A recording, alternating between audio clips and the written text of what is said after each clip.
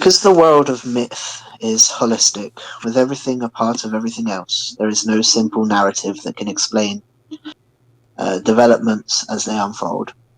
Humans appear early in the creation of the cosmos, and their story is interwoven with that of the gods to form this complex tapestry. Blech. I don't know why I was having an issue with that. Disentangling the threads of this tapestry is difficult but essential, if we are to understand the interactions of humans and the divine. Humanity was older than some of the gods, and therefore it is right that their place in the cosmos should be explained before we go on to look at particular gods and their individual stories, not less because humans are an important element in most of these stories. Okay. Part 1. Quote, 2 stones big enough to fill a cart lie at the riverine edge. These stones are clay-coloured, not the colour of earth like clay, but like that found in a ravine or a sandy stream, and the stones smell very much like human flesh. The locals say that these stones are remnants of the clay from which mankind was shaped by Prometheus. Unquote. Not all the Titans fought against Zeus. One who was his ally was Prometheus, who bears a name linked to the concept of forethought and planned ahead. In the days when Kronos did rule the heavens, Prometheus had fashioned creatures called man to walk the earth, as Ovid explains in the Metamorphosis. Metamorphosis, but yeah, Metamorphosis. He took the rainwater, which had still something of the heavens, and mixed this with the earth into a creature never seen before. For while other animals looked to the ground, this creature could turn its face to the stars, and see there his likeness in the gods, who are masters of all. Nor was this merely a physical likeness, as will be seen below. Early humans were exclusively male, and in the Age of Gold, described by the Hesiod, theirs was a bachelor existence. They lived without care or trouble, their banquets were free from evil, and all good things belonged to them.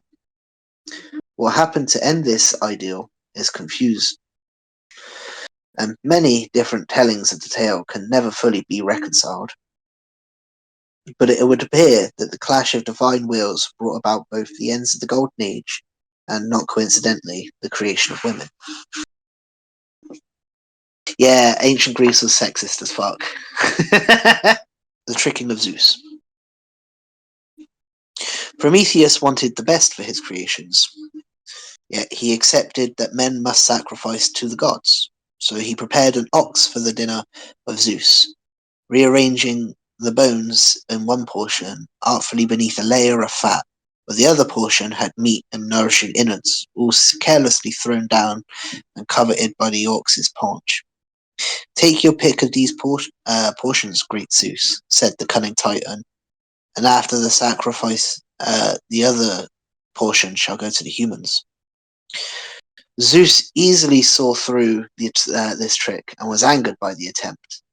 Nevertheless, he took the fat and the bones, and the gods ever after had to be content with these when an animal was sacrificed.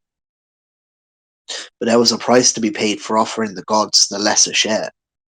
For a presumption of Prometheus, Zeus decided that his punishment would be to harm mankind, the Titan's beloved creation. Zeus decreed that humans were to be denied the secret of fire, a lack that would keep them in primitive savagery and barely one step ahead of the animals. But stubborn Prometheus snuck fire to his protege by hiding in a hollow reed. And when Zeus later looked over the earth and saw the stars in the heaven mirrored by fires in human settlements on the ground, he knew that Prometheus had defied him. His wrath was terrible, and ordered the gentle Titan to be chained to a rock in the distant Caucasus Mountains, and then sent there an eagle to eat the prisoner's liver. The immortal Prometheus could not die, and overnight his liver grew back to be agonizingly eaten again the next day. Quote, Hephaestus, at Zeus's command, made a woman's body from clay. Athena gave it life, and the rest of the gods each gave some other gift. Because of these gifts, they named her Pandora, all giving, and Pyrrha was her daughter. Still furious, Zeus now turned his attention to mankind itself. In order to harm them, Zeus prepared, quote, a beautiful evil to balance the blessing of fire, unquote. Namely, Pandora. Zeus's fellow gods, some of whom were, after all, female, gave the creation of Hephaestus a dowry of many gifts for mankind, so as to soften the blow. But the gifts Pandora received needed to be trained to serve humanity, until then were kept in a huge urn, which, at later ages, has been refigured into Pandora's box. Even then, urn's not quite the right word. It was more of a pithos, if that makes sense. So it wasn't really a huge, massive urn. You know those ancient wine jugs you see that are almost like 4 or 5 foot tall? It was more like one of those.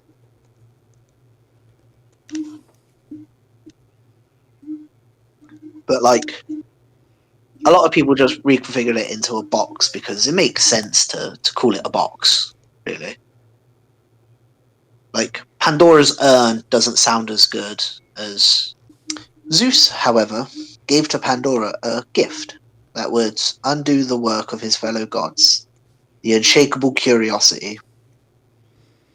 Hardly had Pandora arrived on Earth when she opened the lid to see what the urn contained.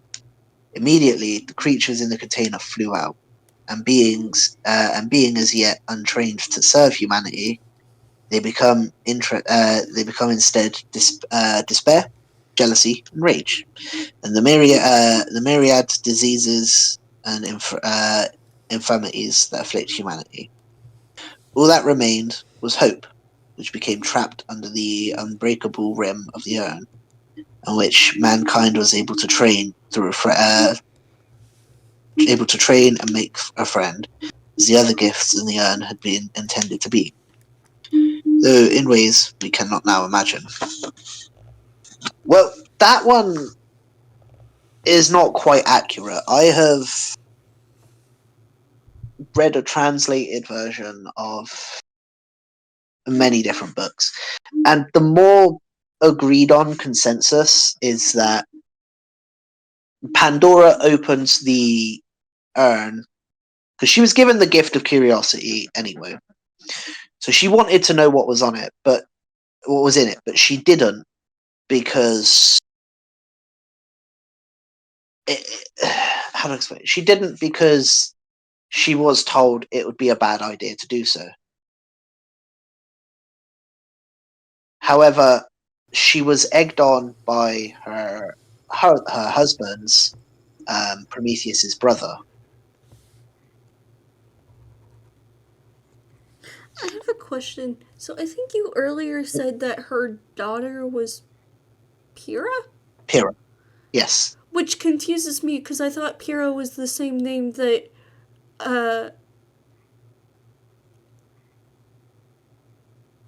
Achilles took to disguise himself as a female? Yes, which was why Achilles was respected when he took on the name. It's also where the term Pyrrhic victory comes from, because it means complete, whole.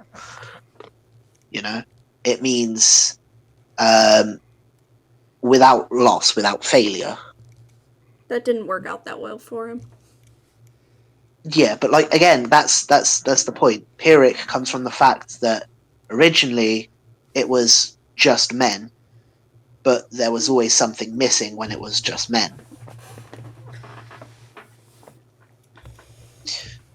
So when Pandora was created, and thus other women, that the first children born from it were considered complete, whole. They were themselves the first people. The torrent of evils that Pandora had unwillingly unleashed into the world ushered in the Age of Silver, which, as might be imagined, was less than satisfactory in comparison with the Age of Gold. Children were brought up by their mothers and kept firmly secured to the maternal apron strings until they went out into the world as fully fledged adults. Unable, due to the excessive feminine influences of their upbringing, to keep faith with each other or with the gods, violence, wanton treachery, and sacrilege followed, and those fully grown babies did not live long after leaving the sanctuary of their maternal home. Eventually, Zeus ruled the breed of failure and removed the people from the Age of Silver of the earth. The Age of Silver was followed by the Age of Bronze, an age of war. So seldom did the warriors of this era remove their brazen armor that some later poets described them as literally being made of bronze. War and battles raged in endless succession, and while Ares, the god of war, was in his element, even he had to accept that could have too much of a good thing. The other gods, particularly mighty Zeus, soon wearied that the Age of Bronze, and it become soon wearied of the Age of Bronze. And it became a question of whether this race of indefatigable warriors would wipe themselves out before Zeus did it from the heavens. It was a close thing, according to the Hesiod, that people from the Age of Bronze succeeded in their drive for self-obliteration. But this raises the question of why Zeus went ahead with his plans anyway. For all the tellers of myth are agreed that the king of the gods raised a mighty flood, and the waters swept over the earth and wiped mankind from its face. According to some versions of the tale, the last straw came when a king sacrificed his own son, in the perverse belief that this would please Zeus rather than appall him. See, again, like we mentioned last stream, a flood. It's almost in almost anything that's in like the Mediterranean, like the Great Flood or um Egyptian. Well, that's the thing, is it's theorized that the Mediterranean like areas were both the first place that had civilization, which is true, but also the last place to the last places to be, you know, thawed out from the Great Freeze, from the ice ages. Yeah. You know, is the first place that was not flooded, or is the last place that had its floods when, you know, when the coming or the final ice age happened. Yeah. So it's gonna be that, because when you look at it, since it's the last place that's flooded, it also has the most like recent sea creatures and shit like that from around the time. And it's true, they don't have to dig as deep to find um, like ancient crustaceans. Prometheus, still in pain, racked captivity, nevertheless kept abreast of the events and watched over his creations, in particular over a child of his own called Deucalion, who had married flame-colored Pyrrha, the daughter of Pandora. The children of gods are long-lived, and evidently this couple had survived the vicious Age of Silver and the violent Age of Bronze. Prometheus was determined that they would also survive the flood. So Deucalion was ordered to construct an ark for himself and his wife. And in this, they rode out over the great Inunada. in inundation. Eventually, as the waters receded, Deucalion and Pyrrha found their ark had come to rest on a mountain. Precisely which mountain was much disputed in later ages with Sicilians, Caledonians, and Sicilians, each proposing outstanding bits of their landscape for the honour. However, popular opinion settled as perhaps the Ark of Deucalion itself did itself settle upon Mount Parnassus near Delphi, summer home of Apollo, and later home of his oracle. Now, where else have you heard about a great flood and the building of an ark? Christianity. That's the easiest one. Just But this Noah's was Ark. written 2,000 years before. Yep. 3,000, 4,000 years before that. So you see the issue now. The Age of Iron.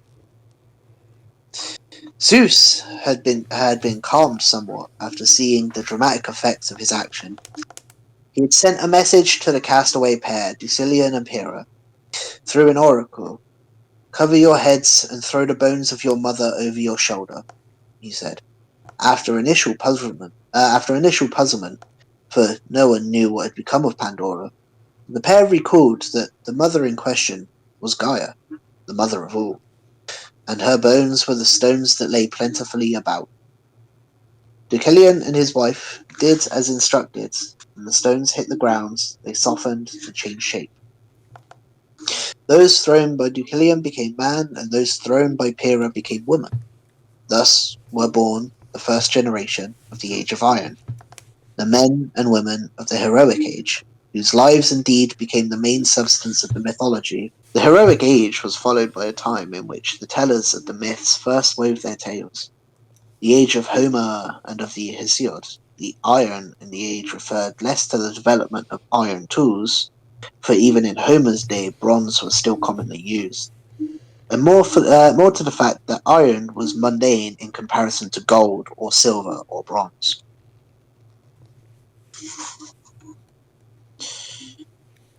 The living centuries afterwards, in the later age of iron, or as one ancient historian poignantly put it, the age of rust, regarded their universe as complete and orderly. The last monsters were gone, slain by the last heroes. And while the gods and other supernatural entities still had a deep interest in the in and influence on human affairs, but now worked through humans or natural agents rather than by hands-on personal intervention. For those living after 600 BC, the world was mature indeed, even elderly. There was no speculation about the age would follow the Age of Iron, because insofar as they thought about it all, those living in the era believed that it would be followed by the world generally falling into ruin and the end of all things. They thought that a lot with almost every religion. Is just everything's gonna fall apart when at some If point. we advance too far, everything's going to fall apart. New ideas will kill us all. Like that's the one thing that bugs me about religion. The landscape of the myth. The effect of mythology on the Hellenistic world can only be confirmed by a glance at an atlas. In fact, both Hellenistic and Atlas derive their names from two characters in Greek mythology, Helen and Atlas. The Hellenes have already seen how Deucalion, the first man, survived the flood and repopulate the world. His son was called Helene. His children of Helene scattered in Thessaly and later spread out across the land to become known to the Greeks by the name they still call it today, Hellas. Other regions of the Greek world were partly named from where the grandchildren and descendants of Deucalion settled. Doris moved south and from his name came the Dorian people, who were later to include the Spartans, Dorians also gave their name to a distinctive type of architecture, Doric, of which the most striking example is the Parthenon in Athens. Xuthus fathered Ion, though others say that he adopted him, and Ion's true father was Apollo, who seduced Cerulisa, Xuthus's wife. Ion became the war leader of the Athenians, who thereafter called themselves Ionians. So too did these people in the islands of the Aegean Sea and the Greek of Asia Minor, who collectively called their lands Ionia. Like Doric, Ionic is a style of architecture which has survived the ages and can be confirmed by a glance at the Ionic columns of many grand buildings, including the British Museum in London and the US Treasury Building in Washington, and, as mentioned before, the Parthenon. Archias gave his name to the people of the lands west of Athens, notably the area about Argos and Mycenae, which is why Homer describes those who fought the Trojans as Archaeans. In later years, those who claimed Arcanian, what's it? No, it is Arcanian, yeah. But, yeah, those who claimed Arcanian descent struggled bitterly with the Athenians, who claimed to be the descendants of Aeolus, another child of Helen, who settled in the lands of southern Sicily, the far east of Greece.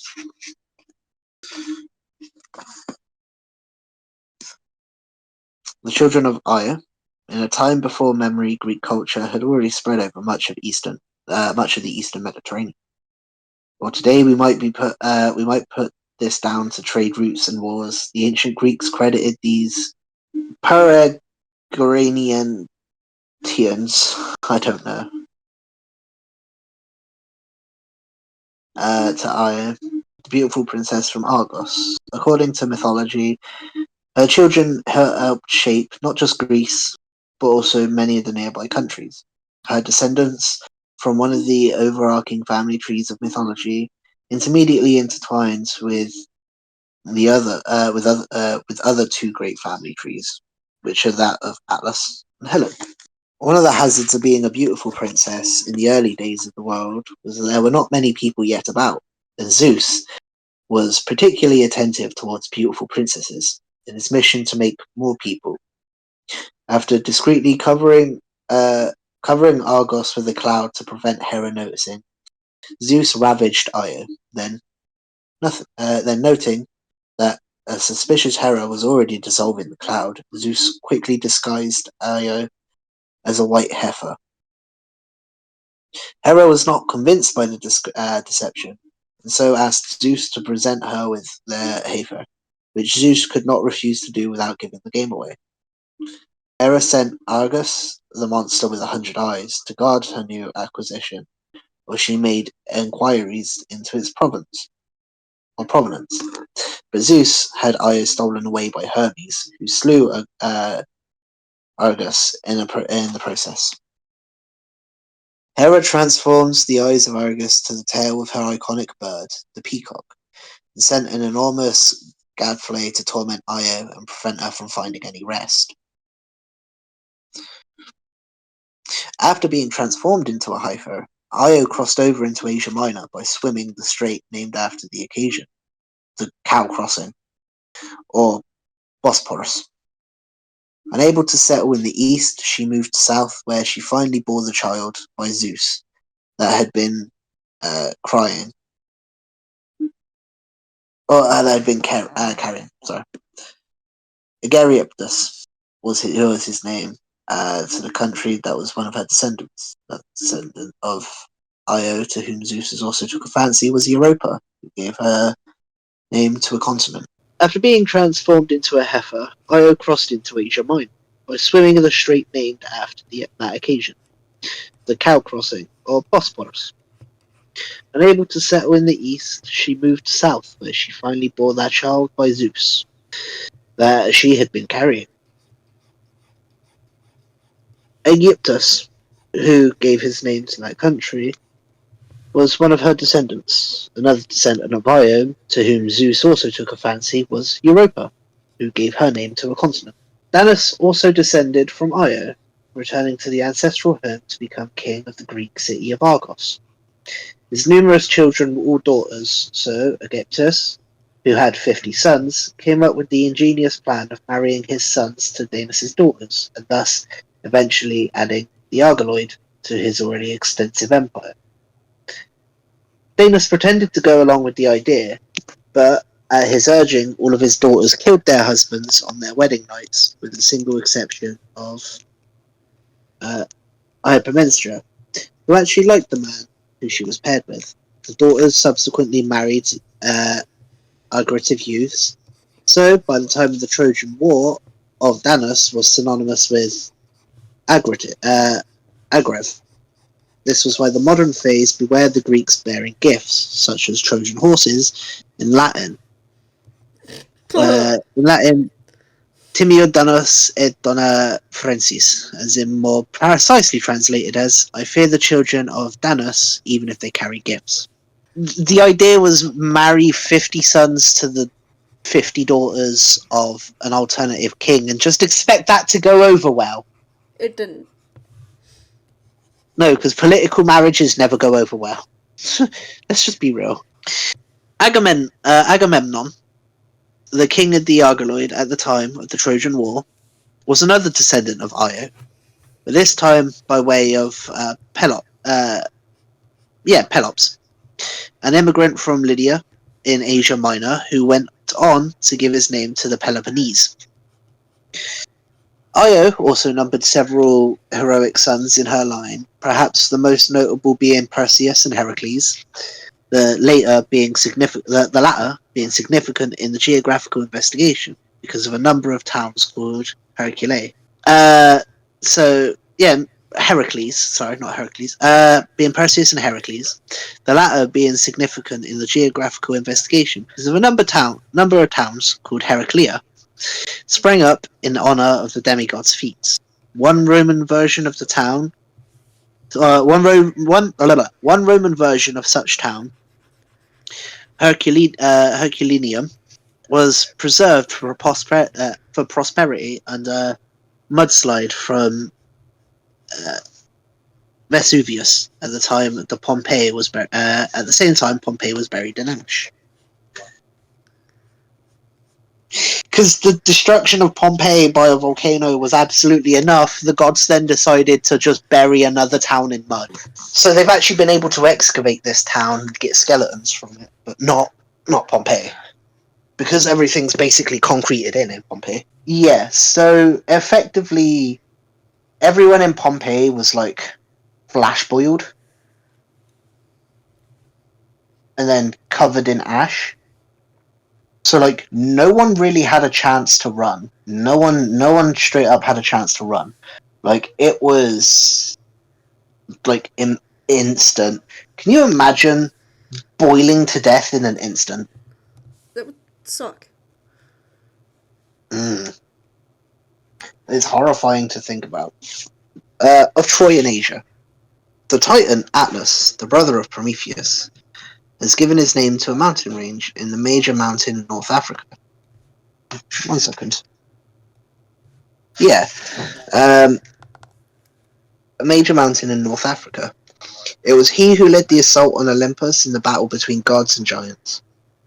As punishment, no, technically Titans and giants are two different things. So there was two. There was the Titiamaki and then the Gigantomachy. Or the Gigantomachy. Literally translating to the Titan War and the Giant War. Because initially speaking, the giants decided to stay out of the Titiamaki, except for the Hecatoncheires and the Cyclopses. Technically speaking, the way that Cyclopses are supposedly made is between a primordial or a god, so that would be Uranus, Gaia, or a god, and nature spirits of some kind. So Gaia would also count as a nature spirit in the aspect of certain things. So it's weird because, like, Cause, technically cause, speaking, cause I know Oceania, Polyphemus is. Polyphemus, yeah, or Polyphemus, yeah. Cause like the big So thing was the fact that he was he was Poseidon's Poseidon's son, son. yeah. So that's the thing. So technically speaking, Polyhemus would be a child between Poseidon and Gaia. It runs the risk of being between Poseidon and his wife, but I'm not too sure. Because that's the thing. Cyclopses were already a thing because it was the Cyclopses who forged the Olympians' weapon. So how could the Cyclopses have forged the Olympian weapons had they not already been born? It also doesn't help that there's like some versions of it that's like Hephaestus made the uh lightning bolts that Zeus rained down upon the Titans, and it's like No, he no, no, no, wasn't no, born no. yet. It's always been a case of the Cyclopses did that. No, the story that confuses people the most is whether or not Zeus had a golden, I think it was a golden dog or a golden bull that raised him. Um, because every time it's brought up, it's said that Hephaestus made it, despite the fact that Hephaestus isn't to be born for another 1,000 years. Yeah. So either Hephaestus made something to raise Zeus and then sent it back in time, which doesn't work because Kronos is dead, so time now has to be linear, or Hephaestus didn't build the bull, but knew how to utilize Kronos' remains to control time to a degree. And send that's what I mean by, like, history is really weird. It's kind of weird So, to me like, that there wasn't a replacement. There didn't end up being a replacement for Kronos then. well, that's the thing, because Titans, much like the gods and much like primordials, cannot die. He's technically still alive, but he's in Tartarus, forever, Sorry, my like wailing. my Yeah, headphone. like, um, This is the reason why I don't but need no. a headset. So, yeah, so um, because Kronos is still alive in Tartarus, not in the underworld, in Tartarus. Remember that. Um, because he's still alive in Tartarus, forever wailing in agony at the loss of his whole body. Like, time still continues on. It just cannot be manipulated Okay. because he was the only one who could manipulate it. That's what I So mean by, it like, basically could not it cannot be manipulated until he gets out. cannot be manipulated until he allows it to be manipulated. But it cannot be manipulated by mortals because he doesn't like mortals. He doesn't like the gods. Anything lesser than him is exactly that, lesser than him. You know, like, if you really want to get fucky with it, technically speaking, the gods are primordials, Yeah. but because it's easier to differentiate through generation, the gods are lesser than titans, which are lesser than primordials. Yeah. Because, again, chaos and, chaos and Gaia are primordials. So is Uranus. So is, love, and so is, like, there's so many. Yeah. Yeah. Anyway, back to uh major mountain in North Africa. It was he who led the assault on Olympus in a battle between gods and giants, the giant Amaki. As punishment, Zeus gave him the task of carrying the sky on his shoulders.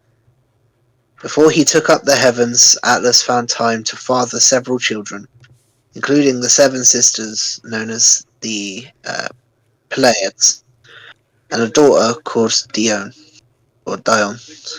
And he ended up getting tricked by Heracles into reholding the Earth? Yes, the sky. Sky. Reholding the sky. The Pleiad, Electra, had a descendant called Dardanus. Yeah, Dardanus, who gave his name to the Roman province of Dardania, who was in turn the progenitor of Ilus, or Ilus, who founded the city of Ilium, today known as Troy. Some believe that Dardanus also gave his name to the nearby Durandals, seen for ferocious fighting during the First World War, or Dardanels. Since Pelops' ancestor, of Agamemnon, was of the line of Dione, it can be seen that the Trojan War was something of a family affair, albeit very distant family. In later ages, the Romans traced their ancestry back through Aeneas, the Trojan, to Dardanus, and ultimately to Atlas. The mother of Atlas was Clymene, or as some accounts have it, Asia, which to the Greeks meant part of what is now Turkey, but in the modern vocabulary is now the most populous home of mankind. For the Greeks and Romans, the human spirit was like that of the gods, was immortal and indestructible. The human body, on the other hand, was distressingly mortal. It was prone to decay and eventual death, even if the gods did not decree an even more dramatic end. So, notice something else that's also common in current religion? The gods could care less about the humans? No. The human soul is immortal. It's just not the... Isn't that the thing with like most modern day religions? Is when you die, your immortal soul will go to a heaven. Yeah. Or a hell, or in the event, or in like Yahweh, or like with Judaism, it'll go to a heaven. Otherwise, nothing happens to it; it just ceases. Or with the Muslim religion, same thing. It will either go to a heaven or it will get a punishment. Yeah.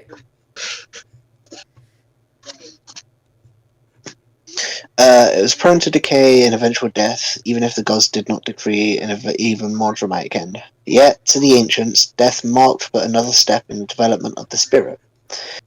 It is with such concepts that ancient myth merges with classical religion, and we realize that the theology of the ancient world embodied a clear and logical belief system,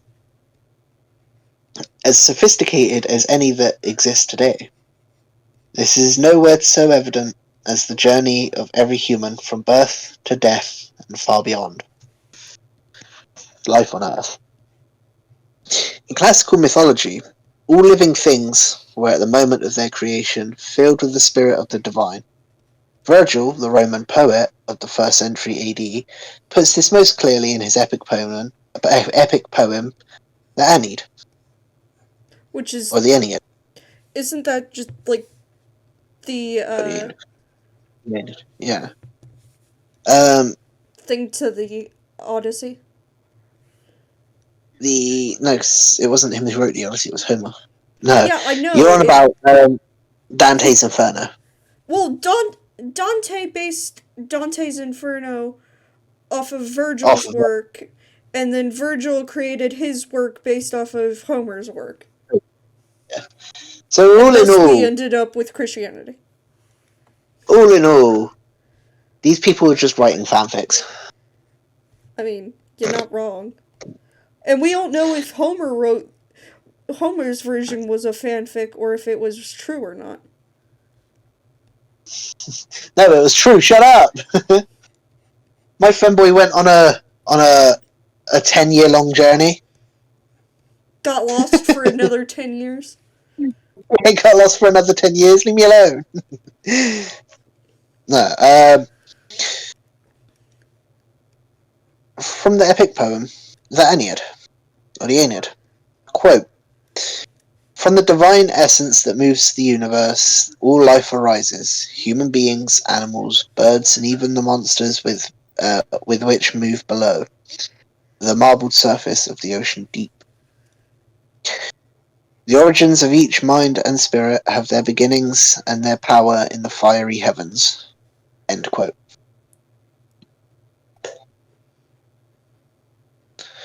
Well, because that's the thing. It's like, why is the heavens described as fiery?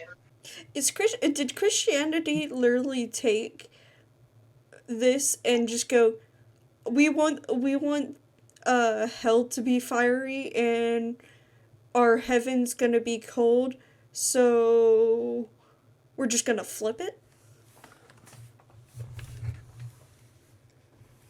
Because I could expect fiery from the heavens, and it's always confused me as to why. Because it's like with like Christianity or Catholicism or whatever, it's always described that heaven's a beautiful, peaceful place filled with God's warm, loving embrace. And it's like, okay, but like, That is a good point. God is also known for throwing like bolts of heaven fire at people.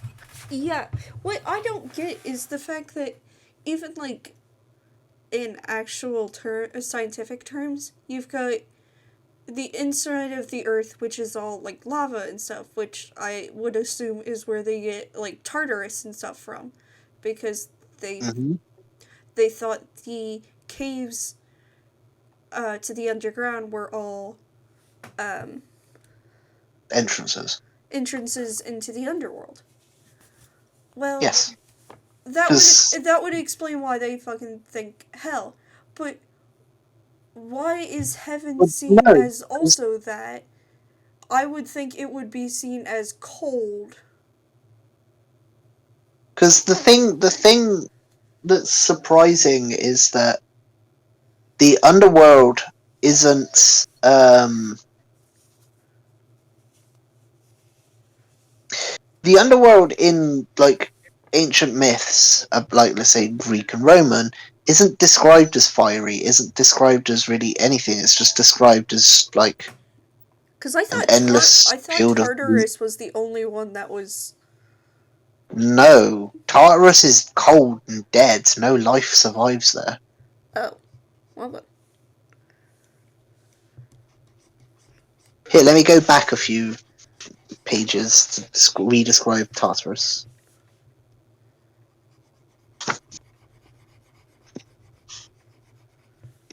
Because Tartarus is the worst of them. Tartarus. This was the dark opposite of Gaia. Where Gaia was fertile and alive, Tartarus was sterile and dead. In later ages, Tartarus would be the prison for giants and monsters, human or otherwise, too powerful to or dangerous to walk the earth. Even Eros could do nothing with Tartarus, who produced no offspring. Again, where Gaia was fertile and alive, Tartarus was sterile and dead.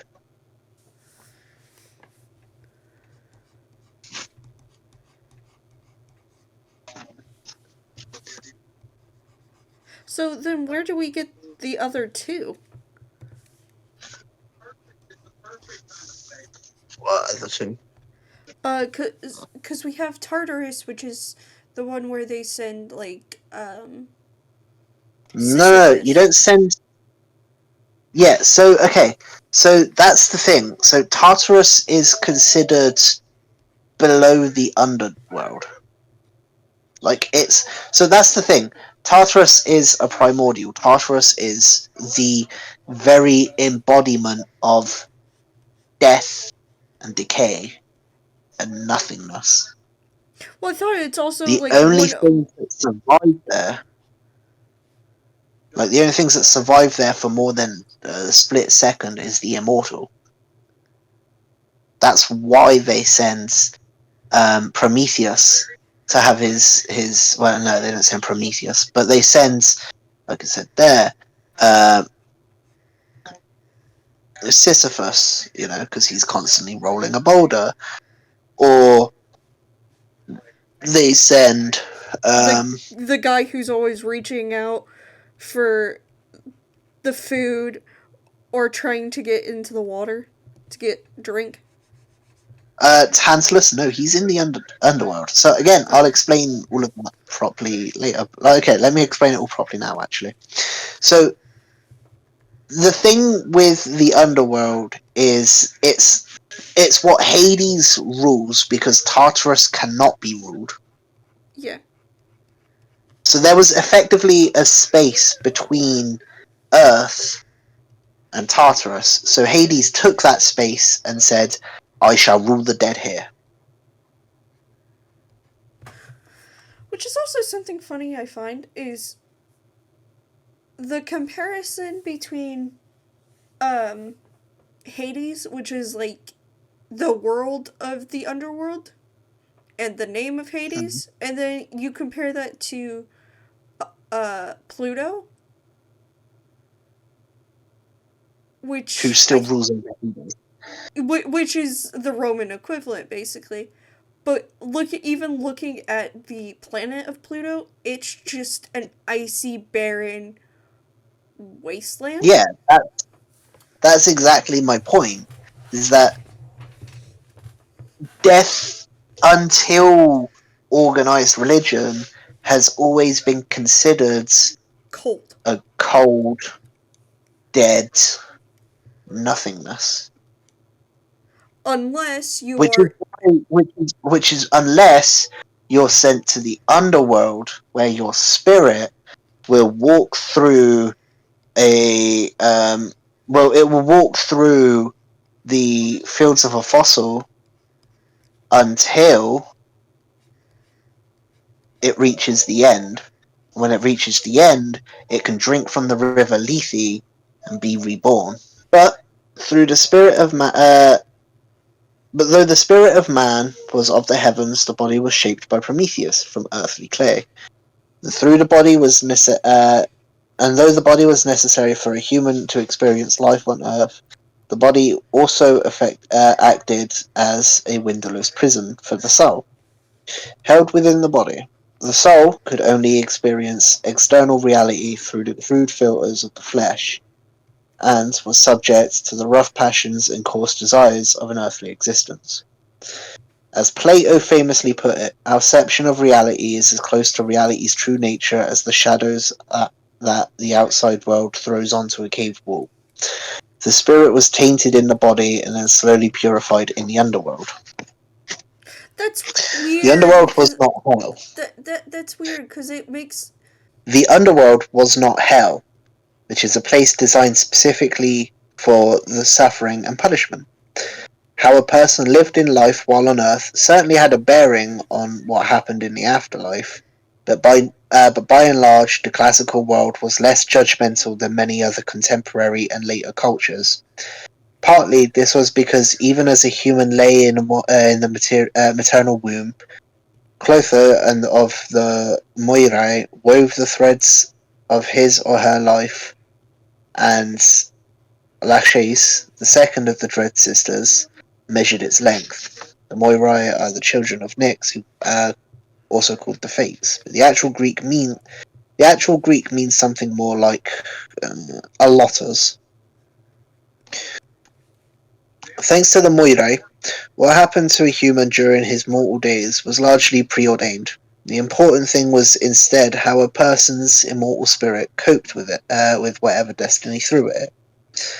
But in a further twist, one's character was considered as fixed from birth, which is how the fates were able to factor a person's reactions into his predestined path through life. The best a human could do was to assume that he had an inherently noble nature to be true to that nature when his character was tested, and the nature of most heroes, especially in Greek tragedies, were tested to an intense crucible indeed. In short, you were measured not by what you were not by what you made of your life, but by how well your character stood up to it. In this respect, the Greeks and Romans had different concept of what it meant to be human. Success or failure was preordained, and indeed, what the fates had in store might be uh, ascertained by diligent inquiry to an oracle. What matters was how you coped with it. To the ancients, the earthly sojourn was the equivalent of taking the soul for a vigorous workout at the gym. It was a brief period spent in an unsustainable intensity which left you either a better person or a total wreck. When your ordained time was up, you had to leave, and in classical myth time was called by the third of the fates, who cut the thread and brought a human's life to a close. This third fate was Atrophos, whose name, the Inexorable, had passed to Atrophine, the poison of deadly nightshade. Ooh. And that's the reason why no one ever really liked to eat tomatoes for And so many years because we thought they were poisonous. yep. uh, Tithonus and the perils of immortality. Cheating death was always a tricky business for a mortal, who most attempts did not turn out well. For example, Eos, goddess of the dawn, once asked Zeus to make her human lover, Tithonus, immortal. So, Tithonus did not die. He just got older and older, and more dried up and shriveled, until eventually he became the first grasshopper. Since immortality cannot be taken away, Tithonus is out there still somewhere, hopping away. That would suck. The afterlife. Quote, yours is the sleep eternal by which the soul breaks the bonds of the body. Be it man, woman, or child, none escapes. If you would gather them in, youth finds no mercy. Strength and vigor eventually succumb. Here is found the end of nature's work, in you whose past is no judgment, whom no prayers can weaken, whose purpose no vows can turn aside. Unquote. To the Greeks and Romans, death was a new beginning. If the relatives of the deceased had done their work and performed the proper rituals, the deceased would be met by Hermes, god of those who pass boundaries. Hermes guided the recently departed to the banks of a river at the border of the underworld, which they had to cross. A ferryman guards these waters. This is dreadful Charon, unkempt and filthy, his tangled white beard dangling from his chin, and his ragged cloak loosely knotted about his shoulders. He is aged, but a god is still vigorous and green in age. He's a steady flame burns in his glowing eyes. He poles his boat along and tends to the sail, and his battered craft takes each soul across. Virgil and the enemy. Charon, the ferryman, who was the child of two aspects of night, Nyx, and Erebus, or Erebus, and thus himself a god. He was a servant of Hades, the brother of Zeus, and once when Heracles forced the boatman to ferry him across, though yet lived, an outraged Hades had the boatman bound in chains for years. Charon's services were not free, and the riverbank was packed with those who had suffered an irregular burial, and therefore had not the coin to pay their fare. For the Greeks, this coin was an ubal, a low denomination of coin that was placed over the eyelids or in the mouth of the deceased, sometimes both. So, What Charon? Yep. so now could you replace that with like a quarter? Yes, in theory. It was a low denomination, so in theory, you could replace it with A a wheat penny or something? coin. You could replace it with a dollar coin. because that's a low denomination there. But in theory, you could also replace it with $20 bills. So right, yeah. It's weird because it feels like it's just like, oh, you have to buy your way in, but it's like, here, use the lowest No. denomination. No. You don't have to buy your way in. That's the great thing about it. I'll explain in a minute. Sharon services were not free. The riverbank was packed with those who had suffered an irregular burial, and therefore had not the coin to pay their fare. For the Greeks, this coin was an ubel, a low denomination of coin that's placed over the eyelids when the mouth of the deceased. What Sharon did with the money is unknown. Certainly, boat maintenance and personal grooming were not overrepresented in his budget. Most believed the riverboarding the underworld to be the Styx, the hateful. Another candidate was the river Acheron, in northwest Greece. This was believed to flow from the earthly to infernal realms, because not far from its headwaters, the river plummets through a series of terrifying gorges.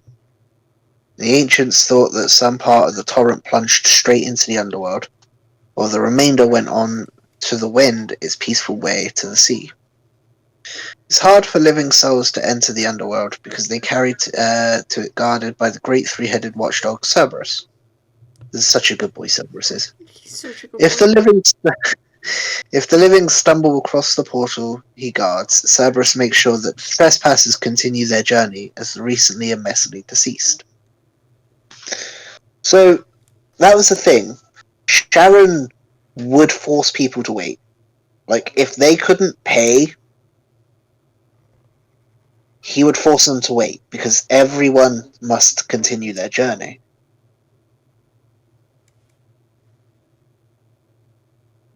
So he would force you to wait. It wouldn't matter to him if he forced you to wait a year. Or it wouldn't matter to him if he forced you to wait a day or a millennia.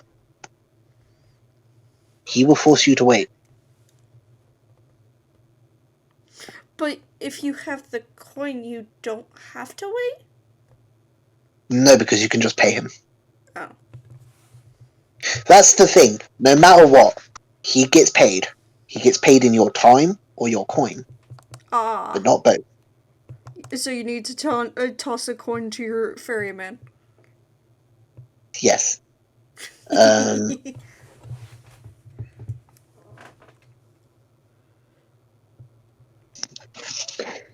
I feel like we The would shades probably give him a little bit more. Just. Out of respect. Yeah. Like, you've been doing this job for so long. You deserve a little bit more money. Here, you know what? The people have been paying you in pennies for like a century now. Like, no, they've been paying you in pennies for like almost a millennia, maybe two. You know what? Here's $20. Have $20 and a bag of Doritos. Have $20. Go get yourself a Big Mac. What I can imagine now is just fucking Rick from Pawn Stars. It's just like fucking a journey across the river Styx. Best I can do is a bag of Doritos. All I can imagine is just Hermes and him just eating, like, the McDonald's fries, and Hermes just sipping on a sweet tea or something. Yeah. Just so infuriating loudly, though. Oh god. King Minos, the son of Europa, was famed as a lawgiver in life, and in the underworld was the judge of the dead. Mostly, he arbitrated disputes amongst the dead himself, but some felt he also had a say in the rough triage, or triage that followed the arrival of new souls. For not all entered the halls of Hades. Some passed on to the Isles of the Blessed, the Elysian Fields, the Isles of the Blessed, or Elysian Fields. This destination was reserved for those souls who had acquitted themselves with such distinction and nobility in life that they were removed altogether from the mortal plane. Short of being asked to join the company of the gods themselves, this was the best a mortal could hope for. On the other hand, There were those who had shown themselves unfit to be a part of the human stock at all. The human spirit is as indestructible as that of any god, so destroying these retrobates was not an option. Instead, they were tossed into a cosmic dustbin of Tartarus. There they joined the imprisoned giants, titans, and other deemed unfit ever again to step foot on Mother Gaia. The vast majority of humanity ended in the underworld as shades. A shade was essentially the same person as the deceased, but in greatly attuned form. It remembered, indeed, yearned for, the intense sensations and passions for an earthly existence. With the right ritual, a shade could be evoked from the infernal realm and converse with the living.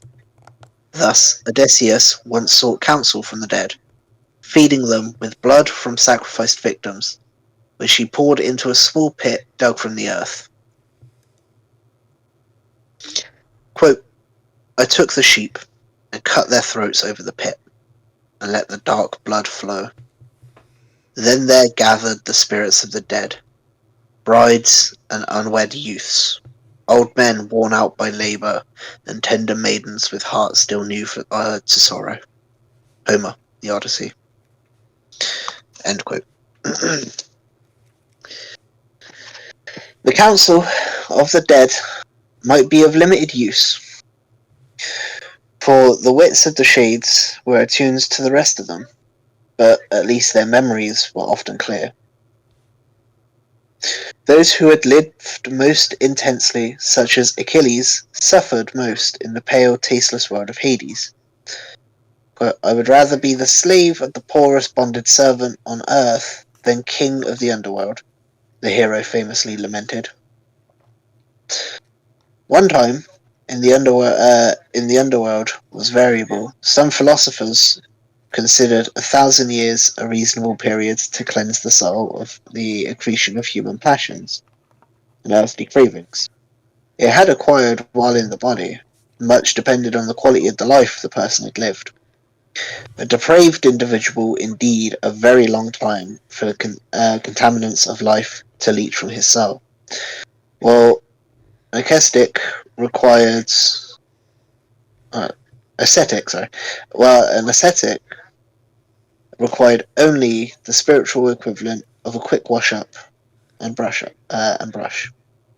But for all the periods spent in the underworld was far longer than time spent in the flesh. So the kingdom of Hades, rather than the earth above, should be considered mankind's true home. The son of Calliope, the music of epic poetry, Orpheus, learned from Apollo, and was said to play the lyre so divinely that even the rocks and trees would listen to him. He passionately loved his wife, Eurydice, and was so devastated by her death that he eventually decided to go to the underworld and bring her back. By his music, he charmed his way past Cerberus and Charon, and presented his petition in song to Hades and Persephone. The dread rulers of the underworld agreed to let Eurydice follow Orpheus out of the underworld, but only if Orpheus did not look back, even for a moment. When Orpheus was about to leave the underworld, it occurred to him that this might be a trick to make him leave quietly. So he glanced to see if Eurydice was indeed following him. She was, but at that glance the deal was broken, and Hades snatched her back from into his power. Orpheus never saw her again. Didn't he weep and just shit on the gods for it after that? Yes. So it was as the book doesn't put it so the book doesn't go quite in detail for it. So it wasn't just as he was leaving the underworld. No. He was right at the very edge of leaving. Like he was basically standing in the sunlight when he decided to turn around and check. And that's when Hades snatched her back.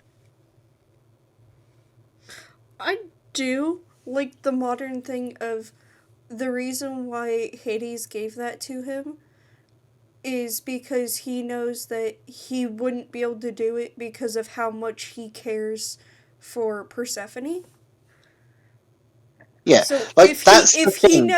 if he never looked back, he never really loved Eurydice. Yeah, that was what Hades was effectively testing, was that because by this point Heracles had already tricked him once with a similar deal. And then he walked his dog. Right? Yeah, Heracles had tricked him once with a similar deal, and then decided he wanted to go walk his dog. So he went into the underworld once, tricked Hades, left the underworld with the spirit of, I think, his brother or his cousin's wife, gave them back, then decided he had to go back to the underworld just to walk Hades' dog.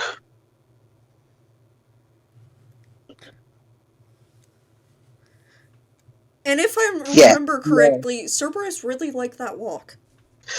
Orpheus became the basis of the cult called Orpheism in later centuries. The cult followers have left a series of moving hymns dedicated to the gods. Quote, "Hear, O goddess, the voice of your supplicant, who prays to you by night and day, and in this hour give me peace and health, well-omened times, and such wealth as I require, but above all, be but here for your worshippers. You guardian of the arts, the maiden with blue eyes." Orphic hymn to Athena. Here's the page you were looking forward to most. Quote, "When you come to that spring to the left of the house of Hades, you shall tell them, I am a child of the earth and of the starry heavens, but my generation is of the sky. Quick, let me drink of that cold running water." End quote. Eventually, each shade found itself drawn to the far side of the underworld, where the waters of the little river Lethe trickled over the stones, where Nyx herself had her home. Here, Plato envisaged a sort of staging area, presided over by a sphinx, where the spirits received their future roles in life. There was an element of chance in this, and the lottery element was why we refer to our lot in life. It throws Not me all lot. off. It throws me off that there's a Sphinx in Greek because I would imagine the Sphinx is Yeah. Egyptian. Well, that's what I mentioned last time going over it, was the fact that the Greeks called the Egyptians their gods to a degree. Or that's part of it. So in ancient Greek legend, when the Titan, or when Zeus and his mother had tricked not Hades, tricked Kronos into regurgitating his siblings, they all ran away and regrouped in Egypt. Okay. They ran away as different animals and regrouped in Egypt. It's why, you know, there are similar sort of animals. Like there's an Egyptian animal. Like there's an Egyptian god with an eagle's head. There's one with an alligator's, which was said to be, I think, Poseidon. I think it's You know, Hades ran away Ra. as a I think jackal. Ra is the one. Well, that one makes sense. Ra is the one who's like the head of the Egyptian gods, and I think he's like an eagle or a hawk. Am I Yeah, an correct? eagle or a hawk, something like that.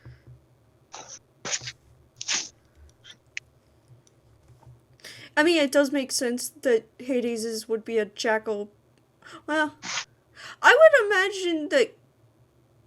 Yeah, I don't know if Hades would be Anubis, but I would think someone like Well, Thanatos. at I that would point think in time, Thanatos would be a little closer to. well, Thanatos, while he exists, isn't one of the Olympians. Yeah, it's just the fact that I'm like, Here's the thing. Here's Job the thing. wise, it would either Here's be the thing. one of those two. Was that here's the thing. So that Nyx and Erebus are both primordials. So their children, being Thanatos and Orpheus and those sorts of gods, would technically be titans, not gods. So Thanatos isn't the god of death. He's the god. He's the titan of death, which technically makes him harder to kill, even for the gods. Anyway, But him and his twin brother are basically kind of like the ones. They still are there and doing their jobs. They're just yeah. Eventually, each shade found itself drawn towards the far side of the underworld, where the waters of the little river Lethe trickled over. Yeah, so this is why it's referred to our lot in life. Not all lots were suitable for all. Some undemanding roles were needed for souls which were recently ascended from the animals. We were all met at least one of these, while others, after trying human life, might be keen to settle with some bucolic downtime, for example, as a cow grazing peacefully in a meadow. Those new to the business fancied they might find joy as kings or tyrants, whilst others chose short lives, packed with the joy and pain and spiritual fulfillment. Plato tells us that Odysseus, having had his fill of worldly endeavours, searched for a lot that gave him the uneventful life of an ordinary man. All now drank from the stream of Lethe. They immediately lost their memories of their previous life.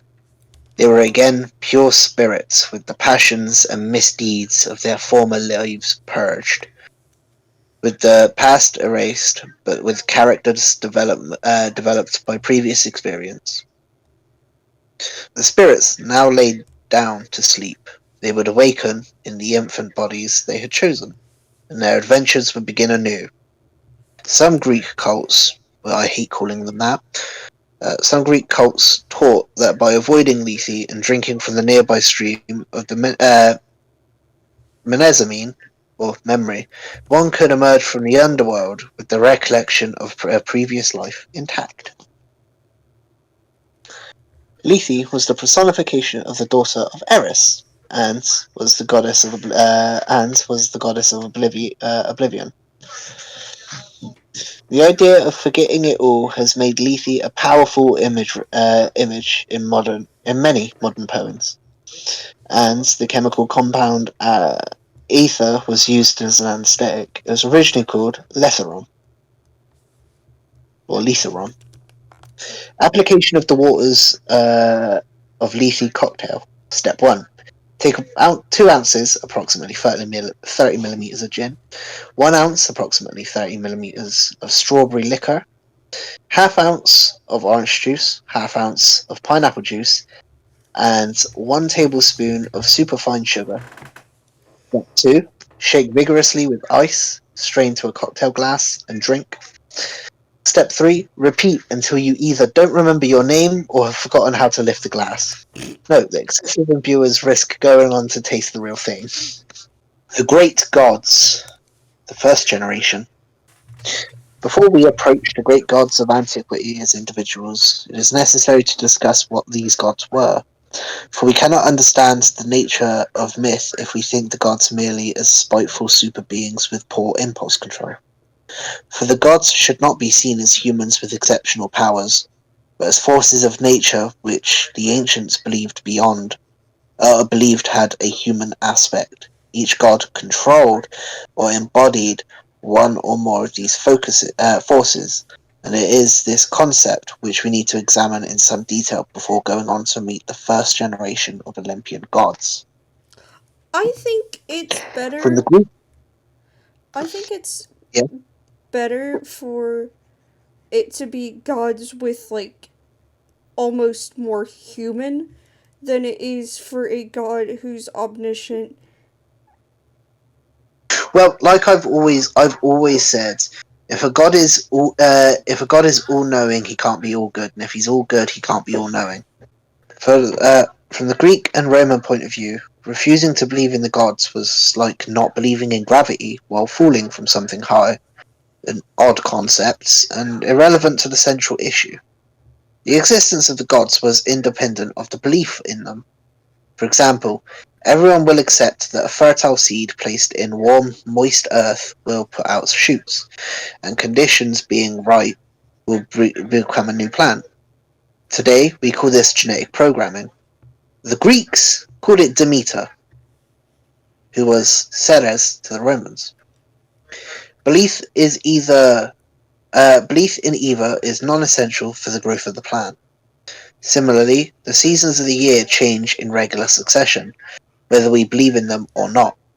To the Greeks, this was but one manifestation of Zeus, the organizing principle. When you tidy your room and arrange the vases and ornaments on the mantelpiece, just so equidistant and showing the same face to the room. That's also Zeus at work. Someone Is waking from a nightmare will tell himself that it was seemed so terrible just moments before either does not exist or else is not immediately threatening. Or, as the Greeks would say, that person invokes Athena, goddess of rational thought. On the other hand, if someone had abandoned rational thought to fall madly in love, then the ancients would consider the person touched by Aphrodite.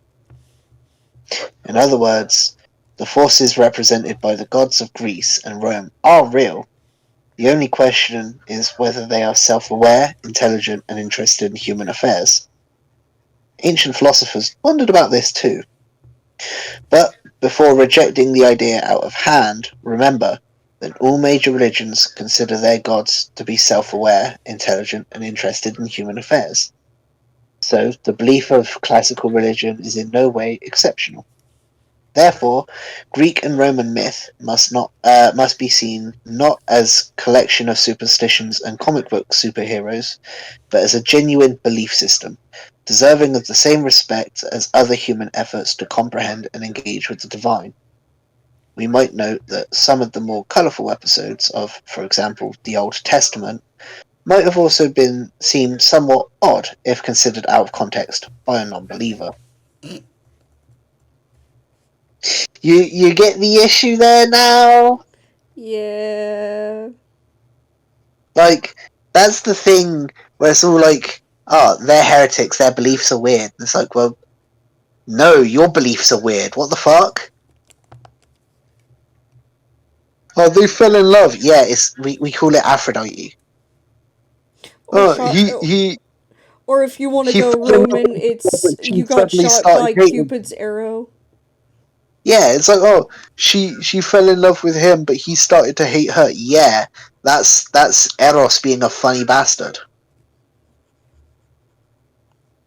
Like, Eros is the one that they basically make Cupid. yeah, Eros is what they made Cupid. Okay. Making The sure I problem with myth. remembered that correctly. The problem with myth. So, how are we to understand the role in myth of the great gods of Olympus? In classical religion, the gods embody the primal forces of the cosmos. It is through them that the sun rises and the rivers flow. It is the gods who oversee justice and the rational working of all things. Yet in classical myth, the gods seem to be silly, squabbling uh, creatures, fond of playing cruel tricks on each other and on humans by pursuing vindictive feuds. I mean, sometimes you want to steal your brother's cows. They look good. Semele was a priestess of Zeus, and as she was ravishingly beautiful, Zeus promptly set about the concomitants of ravishing. Naturally, Zeus appeared to Semele in mortal form, and after she had become pregnant by her lover, Semele had begun belatedly to wonder if she had been taken by a smooth-talking human with a great chat outline. She demanded that Zeus show himself in his true form. As Zeus was bound by a promise to do exactly as the lady demanded, he reluctantly complied.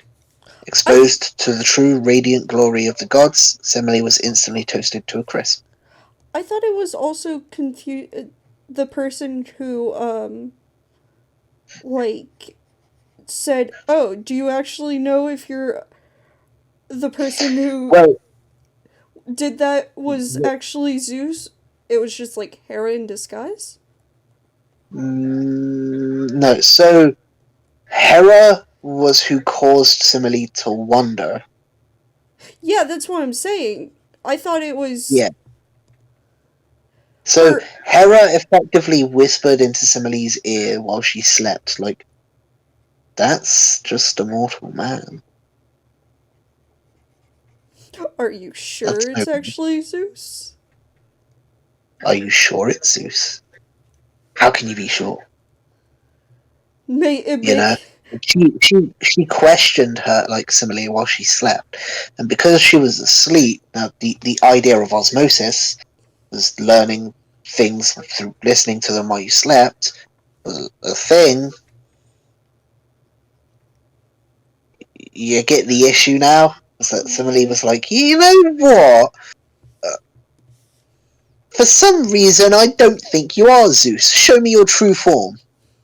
You know? This is a bad idea. Didn't he also say like I'll do one thing, I'll do anything for you, and she's like, show your true form. Where you just went, oh fuck, I I Yeah, he basically I promised. made you a promise, but I do not. I I He. don't It's not break my that promises. he effectively tried to talk her out of the idea, and because he tried to talk her out of the idea, she effectively turned around and said, "No, you must be a mortal man. You will either show me your true form, or I will destroy our child within my womb." So he showed his true form And killed her. and killed her. To be fair, no one in this situation is a good person. No, Except Dionysus, who was just a fucking baby in a womb. he was just the baby in the womb. Resolving the conundrum.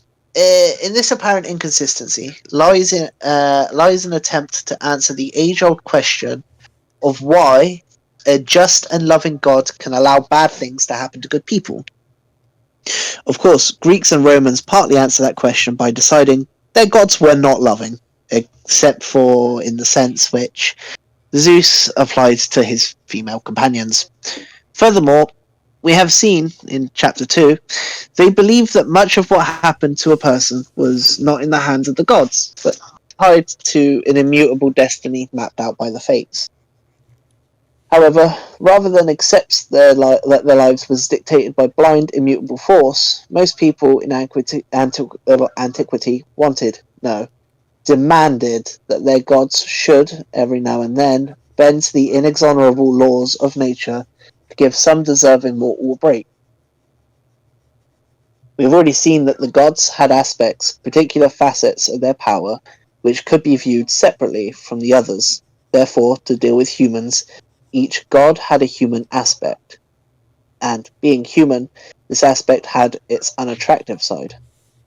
Though it was as far from representing the entire nature of a god as Zeus' human appearance to Semele represented his whole being.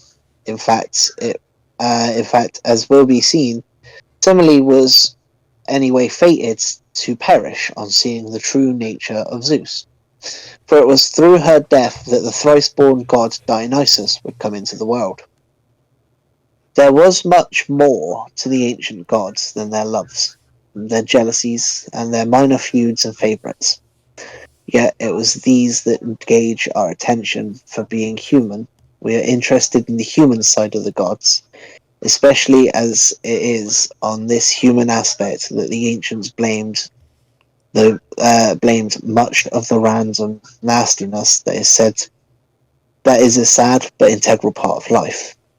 Thus, the great gods were very interesting characters, as we shall see. The first god, Aphrodite, the irresistible.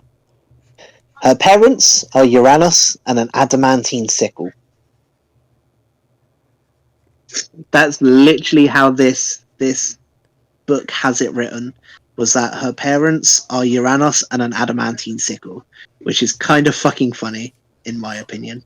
Okay, I just thought of something. So you've got they would be no. So you've got the Titans, and then you've got the Olympians. But the Olympians are not just that generation. No, the Olympians are It not just that generation. The Olympians are that generation and the generation beneath them, and in Aphrodite's case, the generation doubly before them. above them. No. Because Aphrodite's only parent is Uranus. Which was even above the Titans, wasn't it? Yes, he was a primordial. Aphrodite's spouse is Hephaestus, or in Rome, Vulcan. By the way, her Roman name is Venus, for anyone who didn't know. Now, her significant lovers are Ares, or Mars in Rome, Hermes, or Mercury in Rome, I have never Adonis. heard of. Well, that would explain where the wings come from. Pardon?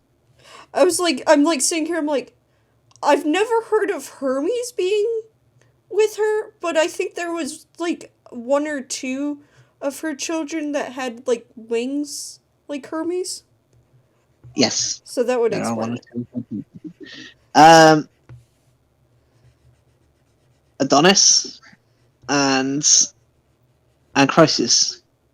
Her children are Aeneas, Harmonia, Deimos, Phobos, Hermaphroditus, Parapus, or Pariapus, and Beryl. Her primary aspect is goddess of love and sex. Her minor aspects are rescuer of sailors, guardian of plants, goddess of marriage and civic harmony, but also of prostitutes. She identifies with Myrtle, the swans, and the dove. I'm surprised her aspects and like symbols aren't more ocean themed. You're surprised they are, or they aren't? Aren't more. Because that goes to Poseidon.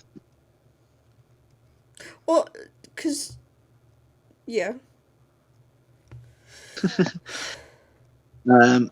Also, I may be wrong, but I believe the children between Aphrodite and Hermes, or the child between Aphrodite and Hermes, is Hermaphroditus, or Hermaphroditus. Which is the god of both genders. Yeah. Her temples and shrines are at Aphrodisias, the city of Aphrodite in Asia Minor. On the Acropolis in Corinth, and a temple in Rome of Venus Gentrix and of Venus Androma. Quote, the power of Aphrodite is irresistible.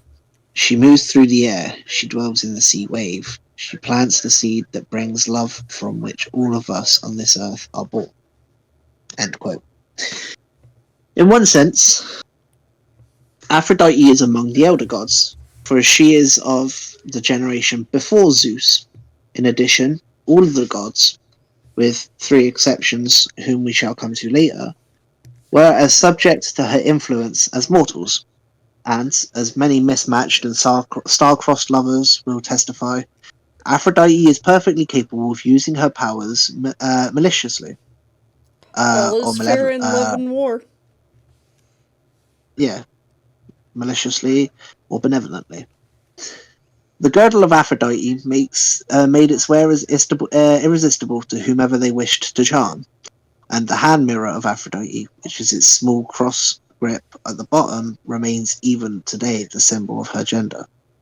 And her hand is almost omnipresent, and the myths of Greece and Rome and Zeus often attributed the philandering to Aphrodite's influence, though the Roman Jupiter was somewhat more uh, circumspect in his conduct.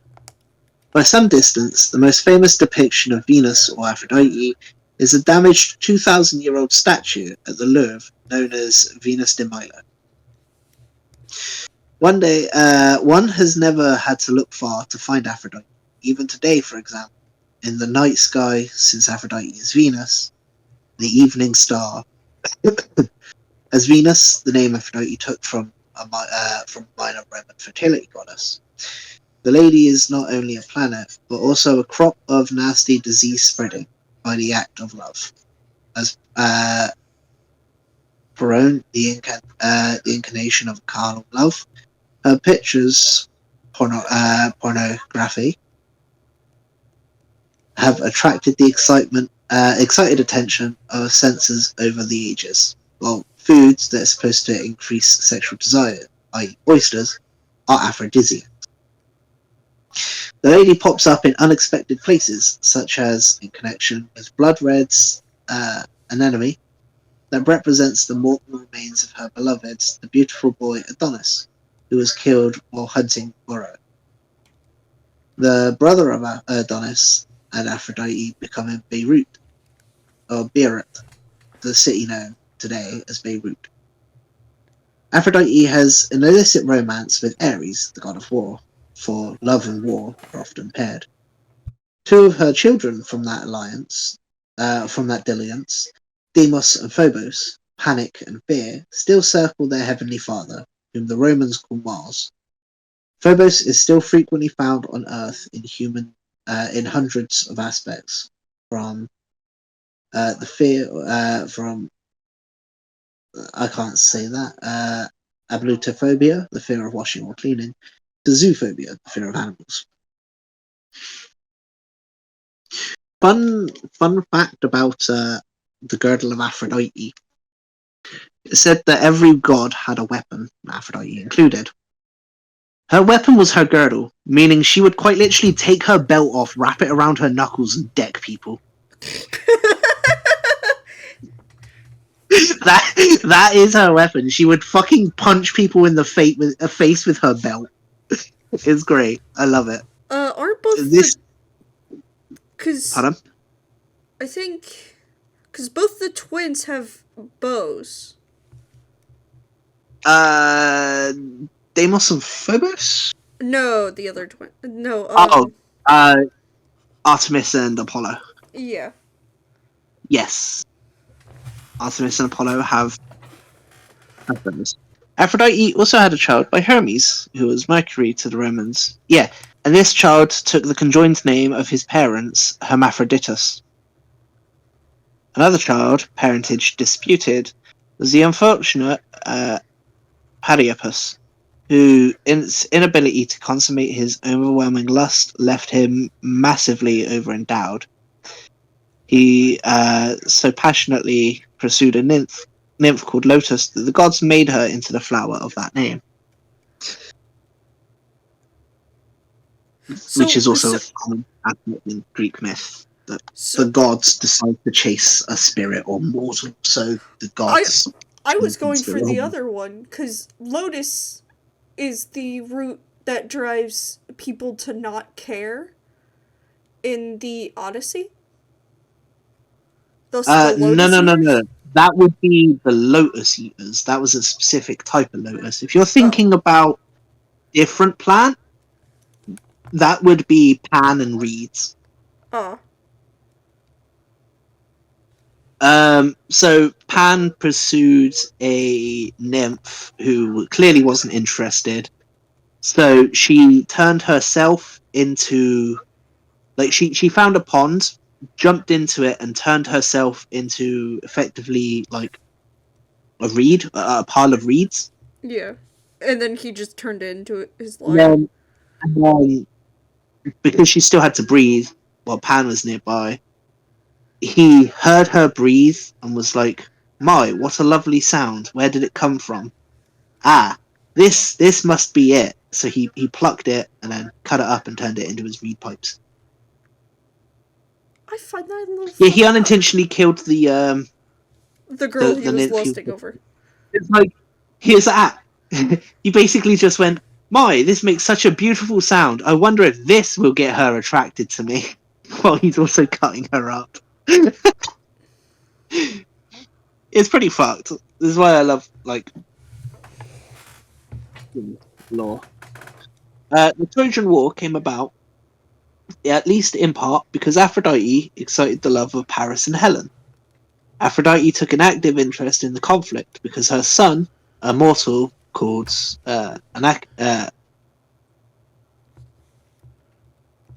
Anchises, was a Trojan warrior.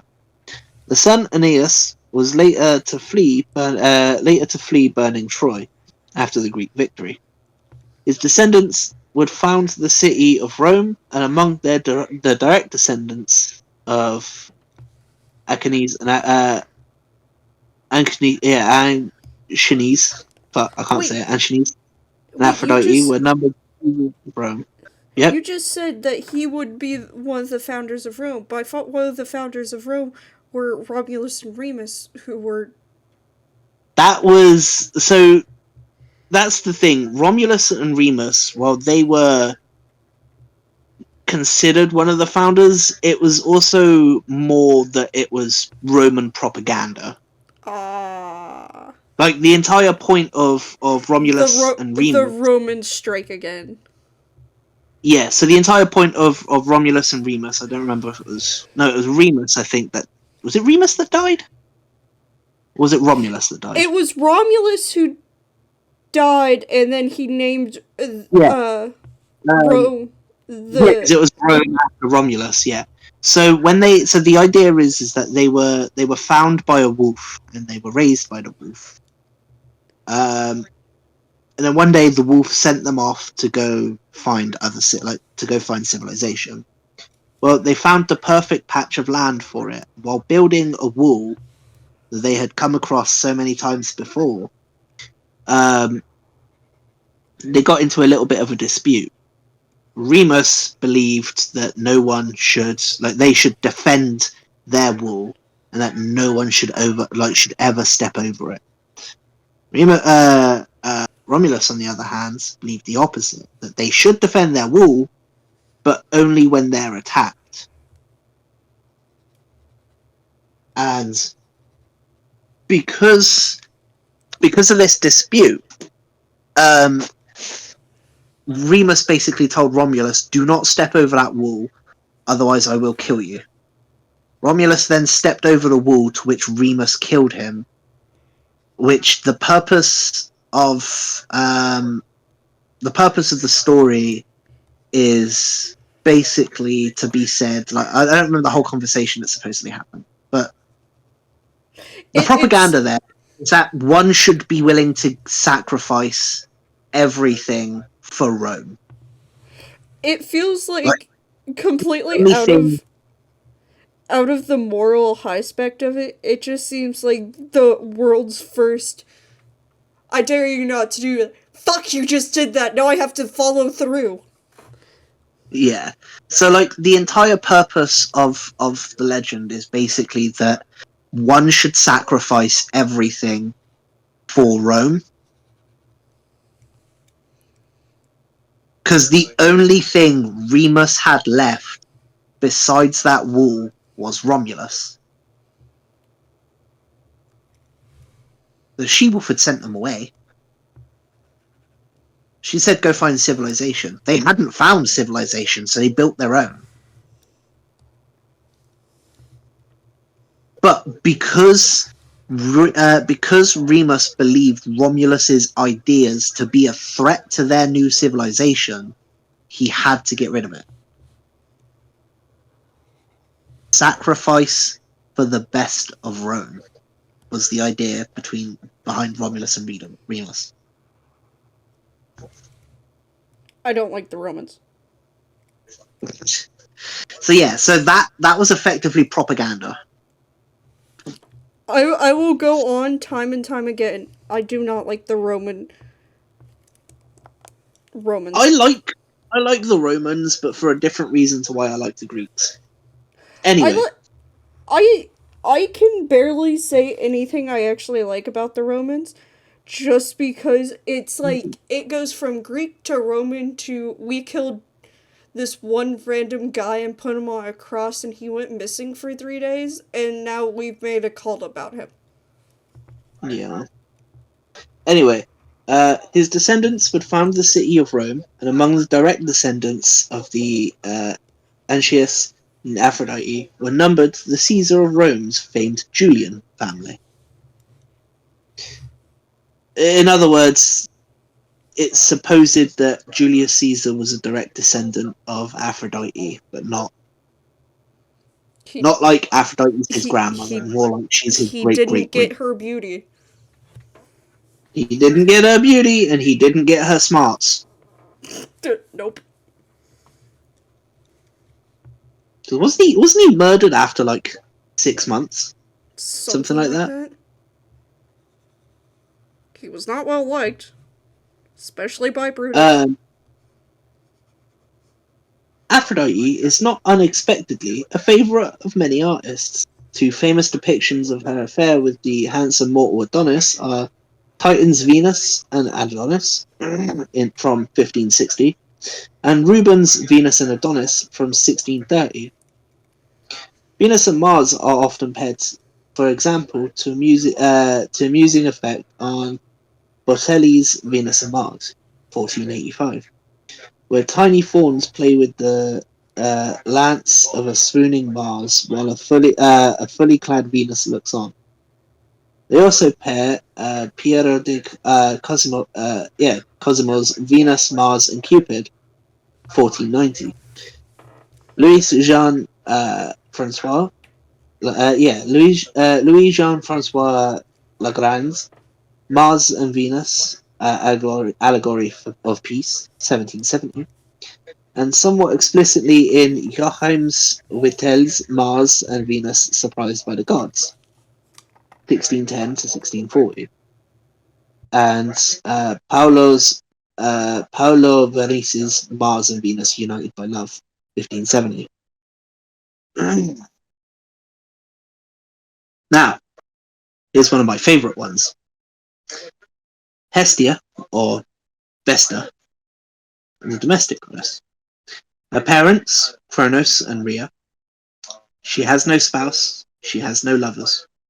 Not one child calls her mother.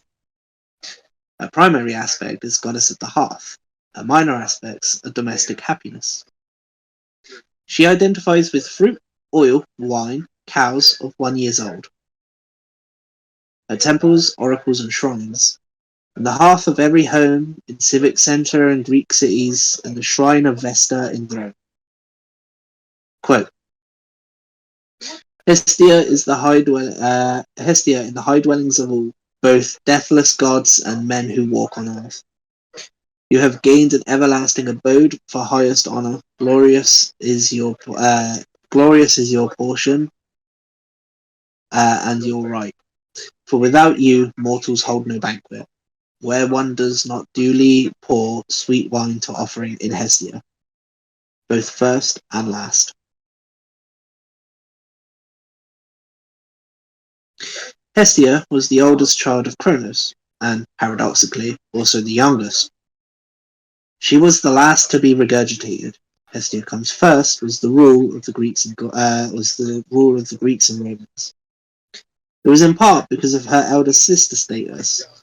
She preceded all the other gods in ritual sacrifices, and also because Hestia represented the home and family.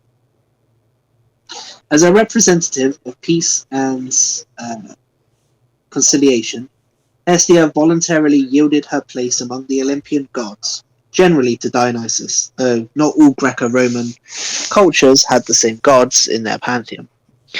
To keep the sacred number of the Olympians at 12, incidentally, the sacred number of 12 also explains the number of stars. in the flag of the European Union. Hestia has a stronger place in Greek and Roman religion than in the mythology, since goddess of the hearth seldom strayed far from home. Her fire did travel, however, as when every Greek city established a new colony, they took the sacred fire of Hestia with them to be nurtured in its new home. As Isn't Vesta in Rome. Yep. isn't the Statue of Liberty based off of her? Or Yes. her Roman equivalent? Yes. I'll get to that in a minute. As Vesta in Rome, she kept her home fires in the nation burning and was deemed a massive misfortune to the state should her fire ever go out. Consequently, a college of maidens called the Vestal Virgins were charged with preserving her cult and keeping the sacred fire alight in her shrine. Unsurprisingly, given her role as protector of the happy home, the hopeful founders of several American towns gave Vesta's name to their municipality, and Vesta's association with fire remains today as a popular band of merchandise. Let me pull up what you were just mentioning about the Statue of Liberty. Apparently, it's supposed to be based on Libertas. However, the problem with that is, again, purely the fact that, you know, the point of the Statue of Liberty was supposed to be accepting of everyone as to grant as America a new home. Yeah. So that's the issue I have with it supposedly being Libertas.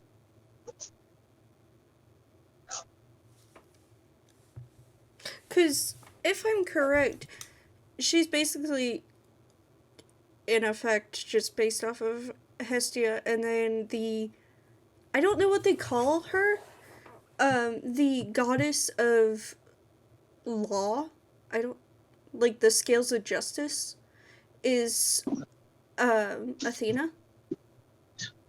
Um, Because like I, those are America's like two most known goddesses that we use like daily, depending on what your specialty is. so in Greek mythology, it's Themis.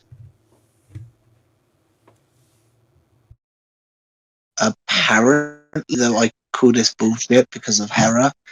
Apparently, she was Zeus's second wife. That doesn't sound right. Yeah, exactly. But it's literally just Justicia. Hmm. Is the Roman name for justice.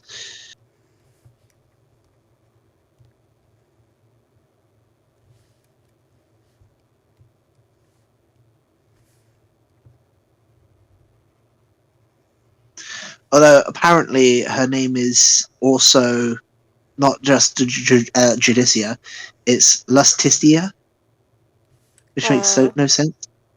what? Yeah, so Themis was, if I'm remembering correctly, was more like natural law, where Judicia, the Roman variant, was like Roman law. Yeah. I still think it's Hestia and Athena. Zeus, or Jupiter, king of the gods. His father, Kronos, and his Rhea, his mother. His wife, Hera, his significant lovers. Do you His have time significant to lovers. list all of them? Leto, Leda, Maya, Simile, Io, Europa, Demeter, Metis, Ganymede, Danae, uh, Mesamine, Themis, and Alcmene, among others. Is it Yeah, so yeah, really is it Themis really got us. that surprising that Hera's pissed off because of all those guys? Especially when she's the To be goddess of fair, marriage. to be fair, Zeus shouldn't have stuck his dick in crazy. Multiple Jokes times. aside, jokes aside, right? The problem is Zeus didn't think. Like when he approached Hera and said, "Let's fuck," she said, "Under the condition that you be loyal and faithful only to me." You know, he should have kind of realized at that moment that that's not what he wanted, and should have just been like, Yeah. I'm dipping." You know, like that's his own fault. So I don't blame Hera for that. I blame Zeus for being an idiot. I do, however, blame Hera for the idea that she can never leave her husband, because divorces were pretty common in ancient Greece. Like, in the event that me and you divorced, Yeah. whoever's house, like whoever moved into whoever's house. So let's pretend you moved into my house, yeah? Yeah. Like, I could just tell you to go live with your father, and from that point we'd be divorced, like Okay. legally. Like the second you moved back into your father's home, that's it, we're divorced. You know? Yeah. Literally, I'm not even joking, that's the best part about it. That's just how divorcing worked in ancient Greece. So it's like massive rituals and massive contracts, but as second you walk into your father's house without me by your side, you're considered a single man. You know? Yeah. So like that's what's really funny to me about Greek like mythology is at any point Hera could just go, "Fine, I'm fed up with you. I'm done with your bullshit. I'm gonna move back in with Mother." Like at any moment she could have just gone, "I'm gonna go move back in with Mother." Couldn't she have moved And back in with Gaia or something? Rhea, Yeah, but or because is it? Gaia is the Earth. Yeah, but So can she not go with her grandmother, or does it have to be your parent? it so normally it would be father, like specifically father. It could be grandfather in the event that your father died in war, Okay. but in the event that you had no direct male parent, it would be your female parent. Okay. In the event that you had no parents, you could buy your husband, like let's say a woman, like let's say a woman divorced her husband, but she had no parents. She then could take a chunk of his money, go and buy her own home, and the second she moves in, she's divorced. His parents are Kronos and Rhea. His wife is Hera. His significant lovers are Leto, Leda, Maya, Semele, Io, Europa, Demeter, uh, Metis, Ganymede, Danae, uh, Menezemine, Themis, uh, Alcmene, and others. His children of particular note, not all of his children, but the ones that actually matter to this, are Athena, Persephone, Orion, the Muses, Ares, Apollo, Artemis, Heracles, Dionysus, Hebe, Perseus, the Dioscuri, and Minos of Crete.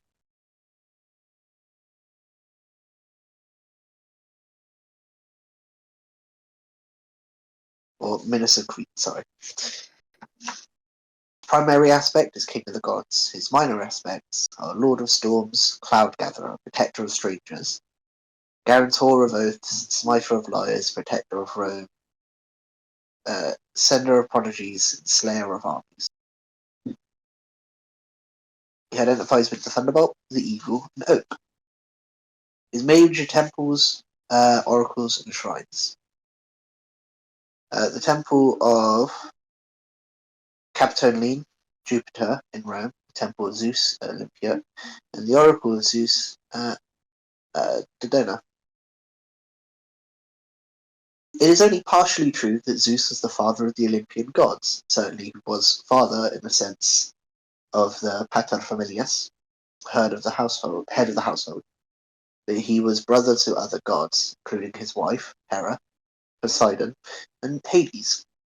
Neither Poseidon nor Hades deeply respected their brother, since, as Poseidon pointed out, each of the three gods became master of his realm by pure chance. From Homer's Iliad, quote, Zeus may be strong, but he is overreaching himself. If he threatens me with violence, I am the same rank as he. We three brothers who Rhea bore to Kronos, Zeus, myself, and Hades, who rule below, each took an equal share when heavens and earth were divided. We drew lots, and chance gave me my eternal dwelling in the sea.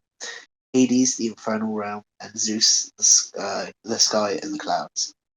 The earth and mighty Olympus are common to all, and Zeus cannot tell me where to go. How dare he threaten me as if I were unimportant? If he wants to talk big, let him do so to his sons and daughters, who must obey him. God of the sky, Zeus was from earliest times a weather god, and his epithet, gatherer of clouds, stayed with him well into the classical era. Yet, as leader of the revolt against Kronos, Zeus also accepted as king of the gods, albeit grudgingly, by Hades and Poseidon, and thus was responsible for maintaining order on Olympus, and by extension, through the cosmos. Since ancient cities were subject to periodic bouts of disorder, the city authorities were fervent with their prayers to Zeus, Polius, the lord of cities. In everyday life, Zeus was the lord of hospitality, and travellers and strangers were made welcome in his name. And of course, none worshipped the king of the gods with more enthusiasm than those dedicated followers of discipline and order. The Romans, for them, discipline and order, the Romans. For them, Zeus was Jupiter Optimus Maximus, Jupiter the best and greatest, who represented all that was right and worshipful in the cosmos. It was under the eagle of Jupiter that legions spread the Roman version of civilization across the Mediterranean world and beyond. And it is fitting that today, the largest of all planets, the solar system, is named after Jupiter, the mightiest of all gods. So, my favourite part there is in Rome, his name is quite literally Jupiter the greatest and the greatest and bestest. Well, the best and greatest, there we go. Yeah, so what a way to stroke a god's ego. Just say, yeah, he's the greatest and best. Despite the fact that it's clear the Romans worshipped more so Mars. Like the Greeks and Romans, the gods were not polygamous. And like the Greeks and Romans, the male gods firmly believed that marital fidelity applied to their wives rather than themselves. By the time he settled down with Hera, Zeus was already well into his father Zeus role. With a prolific number of offspring, despite his wife's best efforts, marriage hardly slowed down his headlong promiscuity. Zeus first consorted with Metis, the personification of thought, and needed some fast footwork to dodge Neoptolemus, principal, and avoid being overthrown by his child from that union. Next was Themis, the personification of tradition and good conduct. Among their daughters was Erin, peace. Then came Eurynome, the mother, some claim, of the three charities or graces: brightness, festivity, and cheerfulness. Next consort was Zeus's sister, Demeter, from whom was born Persephone. Then the Titan Mnemosyne, Memory, from whom came the 9 muses. These muses, including dance, theatre, and poetry, have ever since been the source of human creativity and seen their finest fruits preserved in temples dedicated to their inspiration, museums. Hera was a serious love interest, if not already a wife, when Zeus began his diligence with Leto, about whom we know appropriately little, since Leto means the hidden one. When Leto became pregnant by Zeus, Hera prevented her from giving birth on either land or sea. However, a suitable spot was eventually found on sacred Delos in the Aegean, which being allegedly a floating island, was neither land nor sea, and there was born Olympian Apollo. And here was born Olympian Apollo. Leto also bore Artemis, maiden goddess of the hunt, and this put Leto one up on Hera, who only bore Zeus one Olympian, the petulant and bloodthirsty Ares, god of war. Zeus's philandering continued apace. Indeed, the creation of womankind opened up for him a whole new world of marital misadventure. Much of what follows from Zeus's many seductions and Hera's vindictive reaction shaped the world of mythology and thus the modern world. Speaking of Hera, or Juno the Beautiful. Her parents were Kronos and Rhea. Her husband was Zeus. Other than that, she has no significant lovers. Her children are Ares, Hephaestus, or Vulcan, Ilithyia, and Hebe. Her primary aspect is consort of Zeus. Her minor aspects are protector of marriage, guardian of women, and Juno who gives warning. Identified with peacocks, cuckoos, and pomegranates. Pardon? That's strange because Persephone also has pomegranates. I'll get into that in a little bit. The Temple of Hera near Argos, and the Temple of Hera at the Argentinium in Sicily, and the Temple of Juno Moneta in Rome. Hera, Queen of Heavens, daughter of mighty Kronos. Hera, the long-suffering wife of Zeus, was unable to retaliate directly against her husband for his infidelities, and so took it out on his fortunate lovers, even though they were hardly in a position to refuse the King of Gods.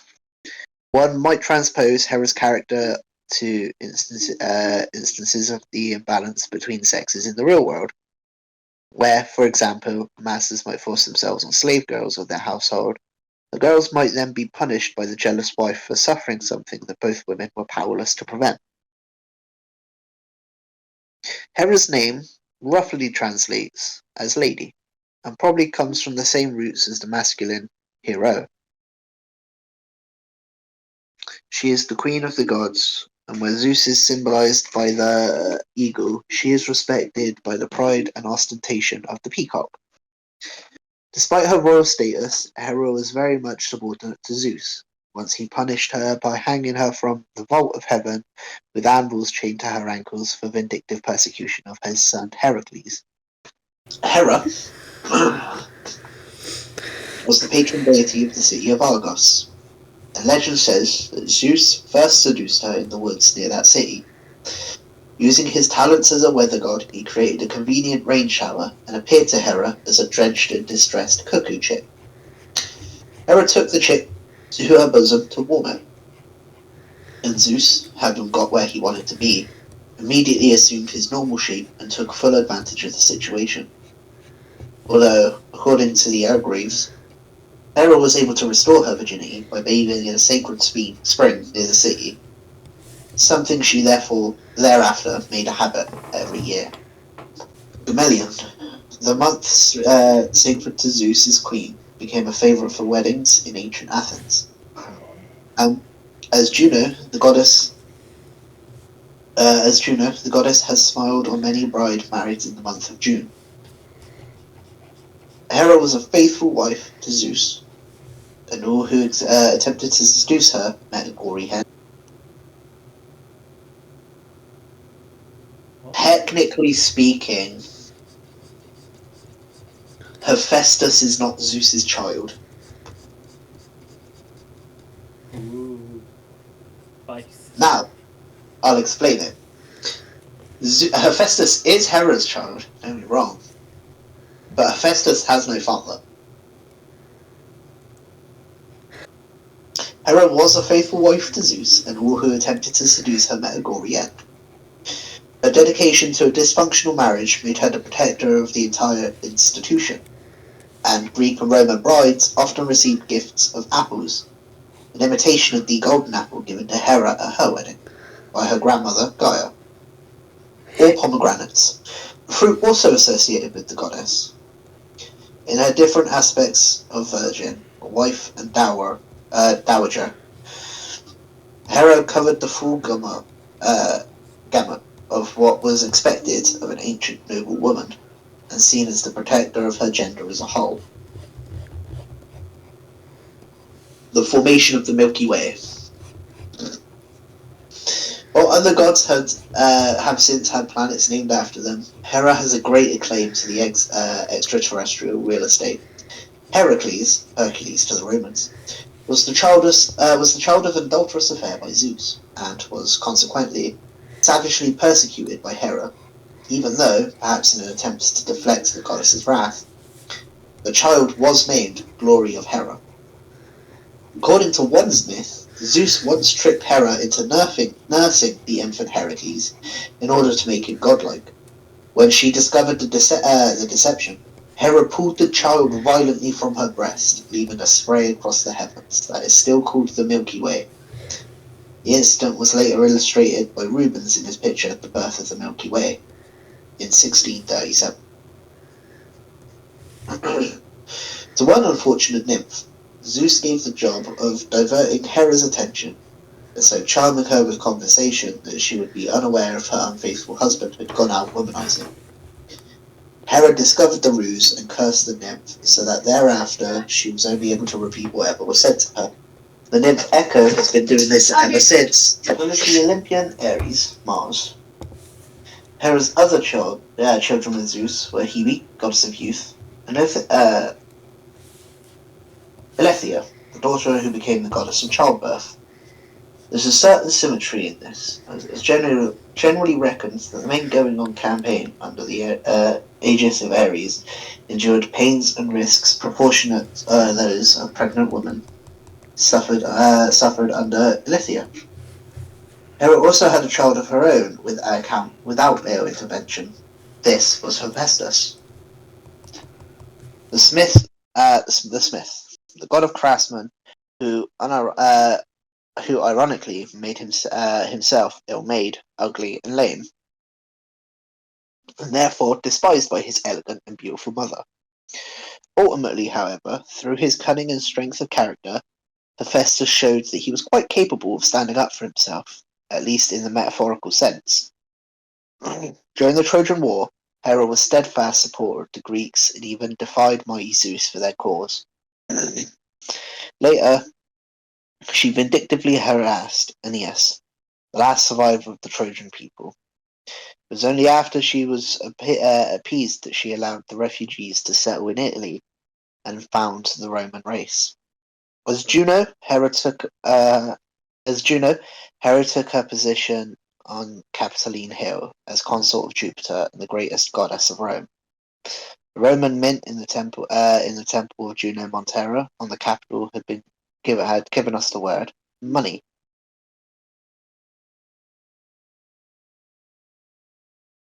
It's moneta, not money, not Montera. I'm very bad at. The next god, Poseidon, or Neptune, the Earth Shaker. Again, parents Cronus and Rhea. His spouse is Amphitrite. His significant lovers are Sanus, Ethera, Demeter, Alope, Theophane, Tyro, Medusa, and Amine, or Amion. His children are Triton, Theseus, Peleus, Neleus, Napulius, Arion, and Polyhemus. His primary aspect is god of the sea. His minor aspects are Earthshaker and Lord of Horses.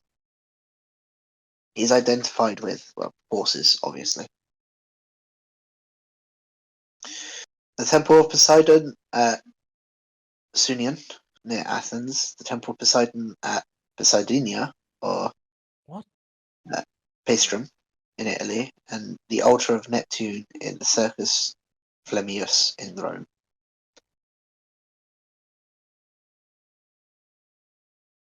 What was that, Anthony? No, I'm just trying to do something. Got It's it. fucking ridiculous. Okay.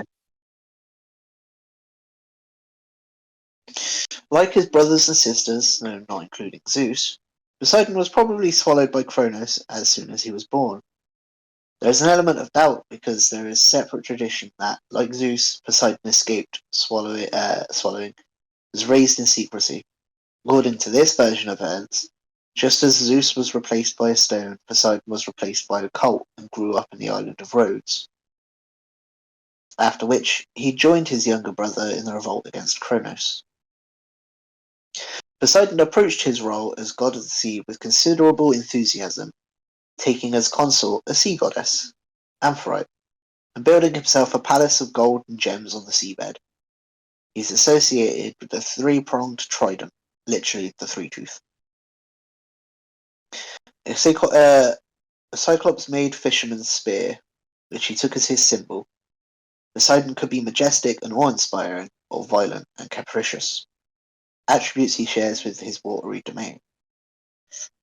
He jealously guarded his realm from interference by the other gods, and brooked no meddling, even from Zeus, whose authority elsewhere he only grudgingly acknowledged.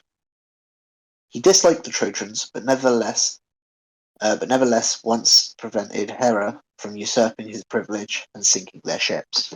Poseidon fell out with Athena when they disputed the patronage of Athens. Athena offered the civilians the olive tree, the arts of cultivation. Poseidon struck the rock with his trident and caused a spring to flow. However, as he was god of the sea, the spring water was salt and not terribly useful. The menfolk of Athens preferred Poseidon, suspecting the sea god would make her for a bad loser. But the women opted overwhelmingly for Athena, and their opinion carried the day. Rather as expected, when he heard the result of the poll, Poseidon punished the Athenians with a vicious flood. Because of course he did.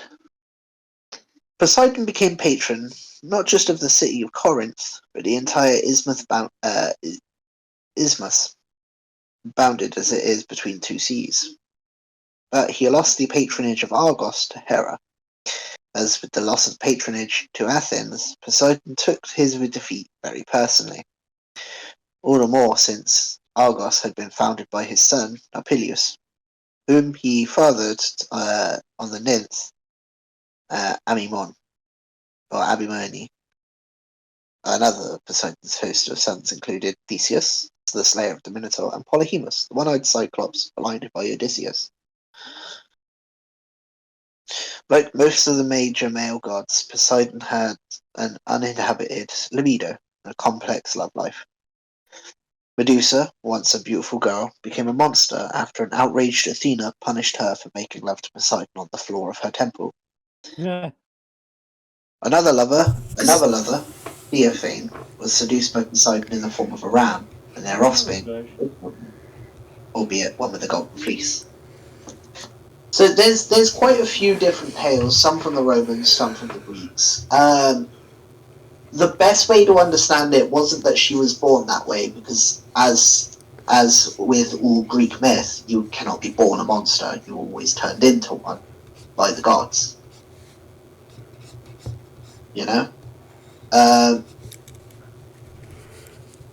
So that's a common thing with Greek mythology, is that you're not born that way, you're turned that way. Yeah, but Gorgons aren't Cyclopses.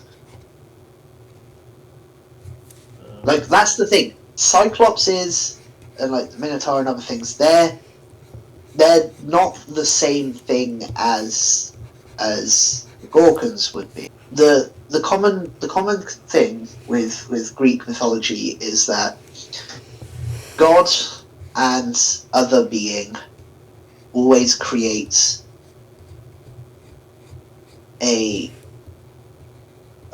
always creates some sort of creature that's not human.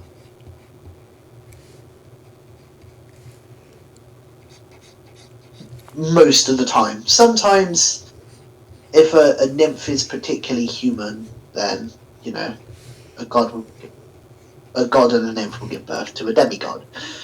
But for most of it, you're not born a monster. You can't be born a monster. So, in theory, the Athena or the Medusa and her siblings being Gorgons is kind of a couple different things.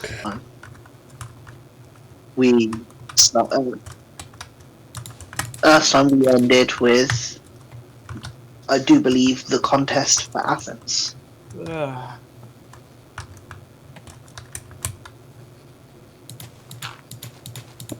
Yes, because I don't think I had talked about Hades yet. We were. Bro. I think we were talking about Hades because we had a conversation about like Tartarus and stuff.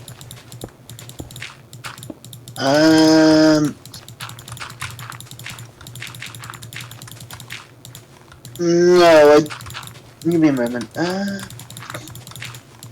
No. We never spoke about Hades, and the reason why is because the conversation about Tartarus came from the stream before, and that was because I was talking about the River Lethe. Oh, okay. So, Poseidon became the patron, not just of the city of Corinth, but the entire isthmus, bounded as it is between two seas.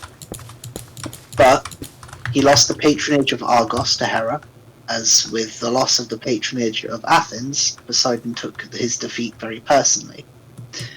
All the more so since Argos had been founded by his son, Norpoleus,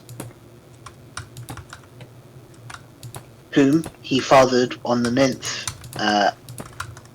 Amion, or Amymon.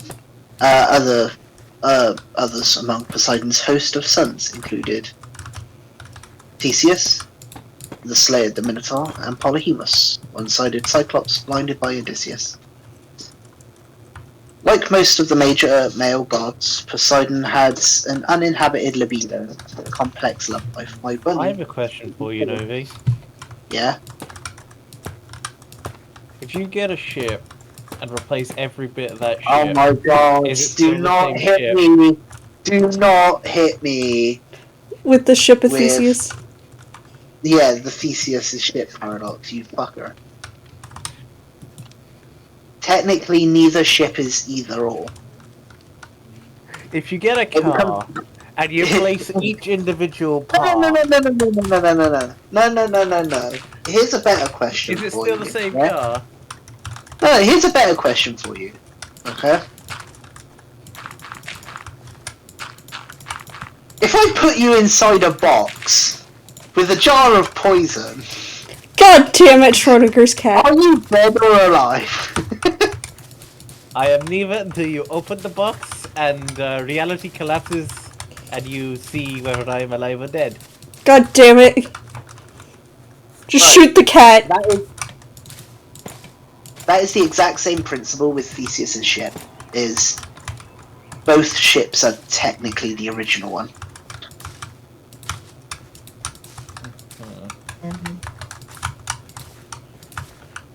Okay. Because neither can technically claim complete originality, being that they are, in of themselves, replacements, or parts of them in of themselves are replaced. If it's purely the wood of the original ship but new nails, then it's the original ship's wood. If it's the original ship's nails but not the original wood, then it's the original ship's nails. By and large, neither ship is either the original nor a knockoff. Same principle, see?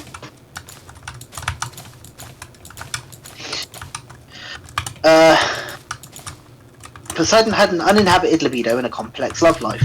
Medusa, once a beautiful girl, became a monster after an outraged Athena punished her for making love to Poseidon on the floor of her temple. Another lover, Theophane, was seduced by Poseidon in the form of a ram, and their offspring was also a ram, albeit one with a golden fleece. Reflecting the arbitrary and ungovernable nature of the sea, Poseidon was supremely unworried by taboos of either rape or incest. He once seduced his own granddaughter, and he raped a beautiful girl called Cyanus. He afterwards granted her a wish to become male so that she would never again suffer the experience.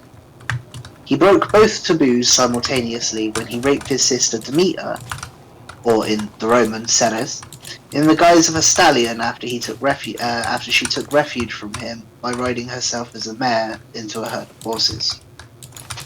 Or by hiding herself as a mare in a herd of horses. Horses are a recurring theme with Poseidon, so much so that he is sometimes called Poseidon of the Horses. The sacrifice of a horse in the sea was regarded by Greeks and Romans as a sure way to win the favour of the god. Poseidon's favour was all the more important, as he was not only lord of the sea, but he was also shaker of the earth. Sometimes he combined his roles by shaking down cities with a violent earthquake and following up with a devastating tsunami from the sea, literally mopping up any survivors. To the Romans, Poseidon became Neptune, although through conflation with the Etruscan sea gods Neptunus. In the modern world, he is the planet Neptune, and now that his brother Hades, as Pluto, has been demoted from full planet status, he is the outermost of the planets of the solar system. Triton, the fish-tailed son of Neptune and Amphitrite, is now one of that planet's moons.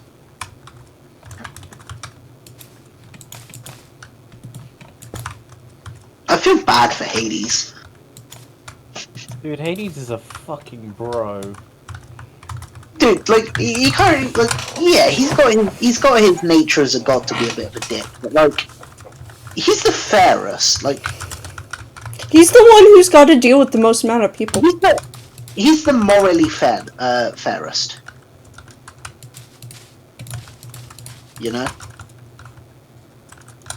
Like, you can't say he's the fairest because that means something else, but, like, morally speaking, he is the... Is he the fairest of them all? No, morally speaking, he's the, That wasn't the type what's the of... term? That wasn't the type of fairest I was going for. I know. But, like I was saying anyway, morally speaking, he is the most balanced. You know?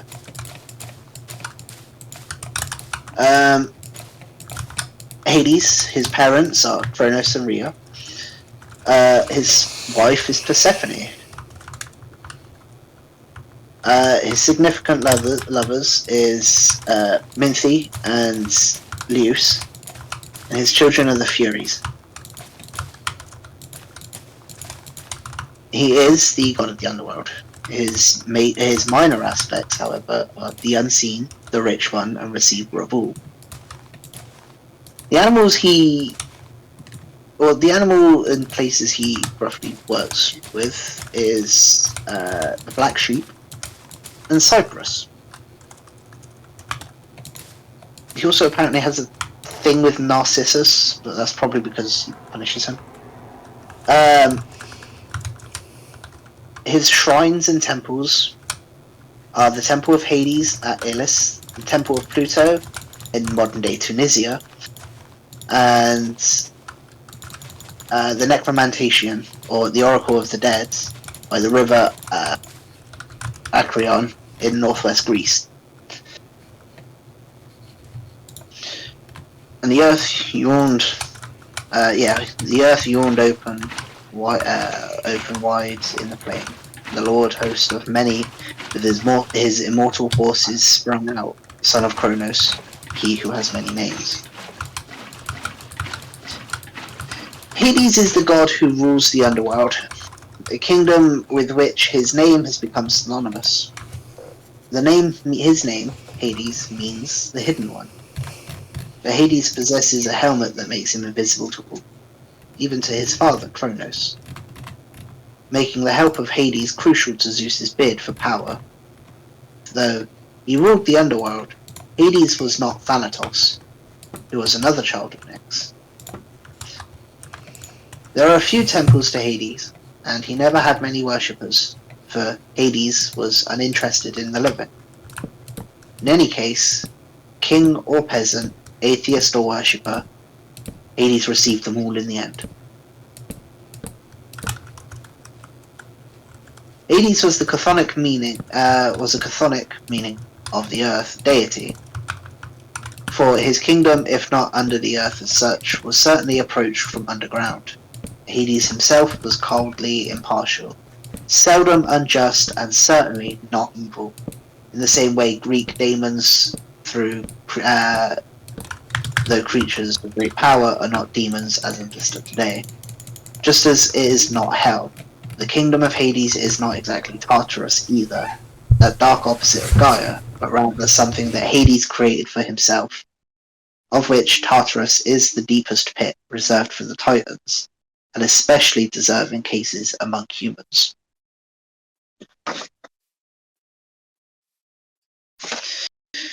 Given that it was particularly bad luck for humans to pronounce his name, and thus cause Hades to take an interest in them, it is unremarkable that there are few tales in which the king of the dead is the protagonist. Hades was a stern, dark-haired, elderly figure in a chariot drawn by ink-dark horses. Thus he appeared in the most famous of myths, when he abducted Persephone, the daughter of Demeter, who ever since has spent part of every year in the underworld as his queen. During these months, Persephone's mother, the goddess of all that grows, goes on strike. The fields lie fallow, and the rain does not fall. So rather like Saturn, a Roman god with whom Hades was often conflated, Hades had some influence on the weather and the crops. Furthermore, many of these crops are given additional flavour by Minthe, a nymph beloved of Hades, whom a jealous Persephone changed into a mint, a subtly spicy herb. I don't know why this guy thinks mint is spicy, but whatever. Hades was a grim figure whom few wanted to invoke. Those who did, for whatever reason, did so by banging their palms on the ground. And so many souls ended up in his stewardship. He was euphemistically called Plutos the Rich, the name adopted by the ultra-superstitious Romans. In the modern world, this version has mutated by way of a planet into unexpected manifestations of the god as a ludicrous cartoon dog.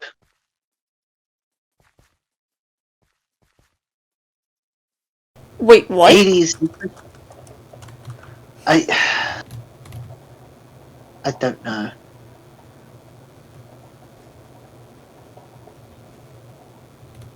Plutos. Where? None of that sounds correct.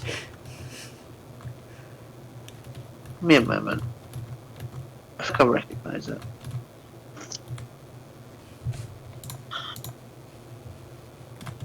There we go.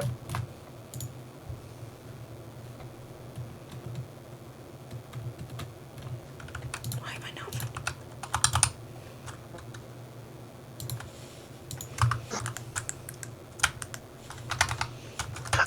Oh, there's fucking it's Pluto.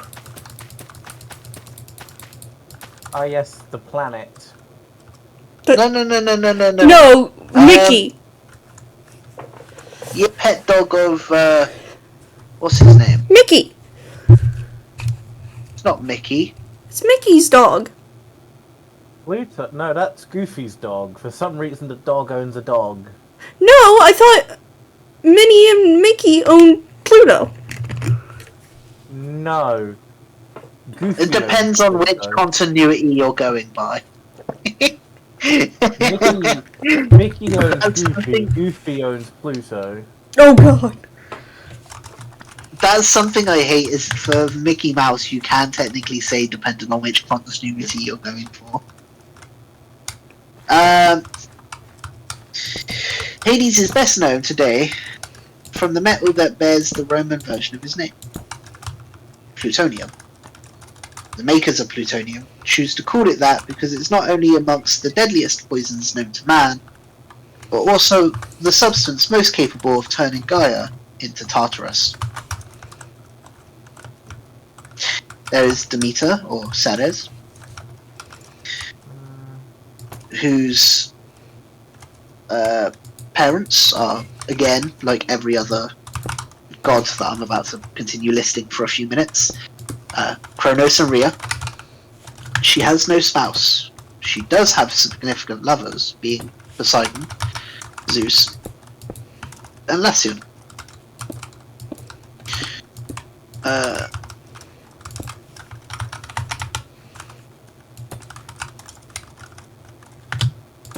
Her children are Persephone, Arion, Plutus, and Booties. What? That feels like a joke. No, I'll type it out in chat for you.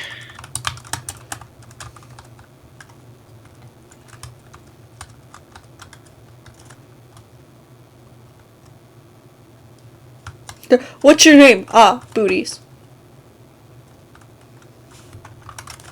So you'll see it Butts? pop up in chat. I see it. Booties.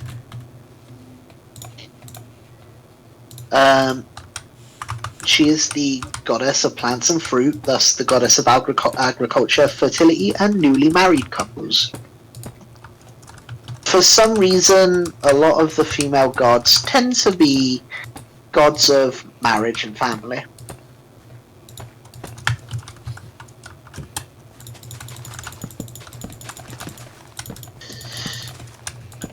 She identifies the most with corn, pigs, fruit, and poppies.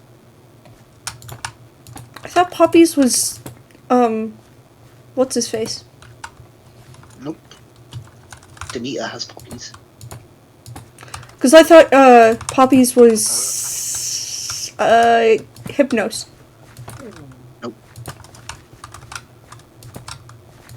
Because, they tend to put you to sleep. Her temples and shrines are the site of mysteries at Eleusis, Temple of Ceres at Paestum, and the Temple of Demeter on Naxos.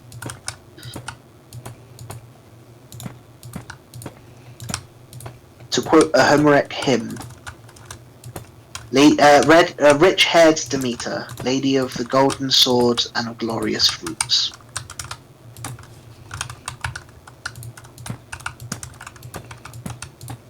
Demeter is a very old goddess, worshipped long before the 12 Olympians were canonized, and this is reflected in her name, an old form of the words Earth Mother. With Hestia, she was one of the two daughters of Kronos, and though she is one of the great goddesses of the ancient pantheon, she spent little time on Olympus, preferring to roam the earth. This was generally done in a variety of disguises, since her official regalia was somewhat conspicuous. She was a shining goddess in a chariot pulled by dragons. Hole! One of Demeter's special responsibilities was to ensure that corn grows from a seed to a full-grown crop. And indeed, Demeter has corn blonde hair. Wait, I have a question. I thought corn Yes? was an American thing. No. Oh. Wow, way to show your Americanism. No, corn's popular in America, but no, corn was not exclusively American throughout history. Oh, the only reason why I know, like, America's, like, one of the better places to grow it. Yeah, it's one of the better ones, but corn has been grown throughout history far longer than any empire has ever lasted. Okay. Excuse my Americanness. You're excused. For now. Yeah, for now.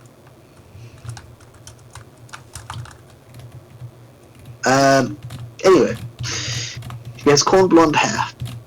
Her only romance with a mortal occurred in a thrice-ploughed field, and one of the offspring of that union was elevated to the heavens as the constellation of Bootes, the ploughman.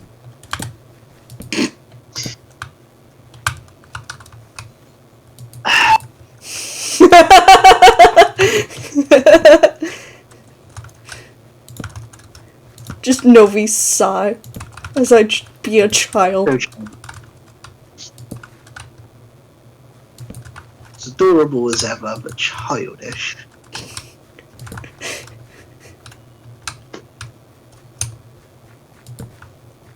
The Eleusinian mysteries of Demeter were celebrated near Athens, and the initiates into the mysteries were forbidden ever to speak of what they had seen. Both the Athenians and Sicilians claimed to have been the first to whom Demeter taught the art of cultivating grain, and, as a bonus, Demeter also gave the Athenians the fig tree. Athenian figs were generally considered superior to any others in the ancient world. The Romans knew Demeter as Ceres, and even today, millions around the world commune with the goddess as they pour milk onto their breakfast cereal. In astronomy, like her son-in-law Pluto, Ceres is a dwarf planet, the largest in the asteroid belt. Appropriately, the symbol for Ceres is a sickle. The most famous of the myths associated with Demeter is her search for her daughter Persephone, or Proserpina to the Romans, who was abducted by Hades.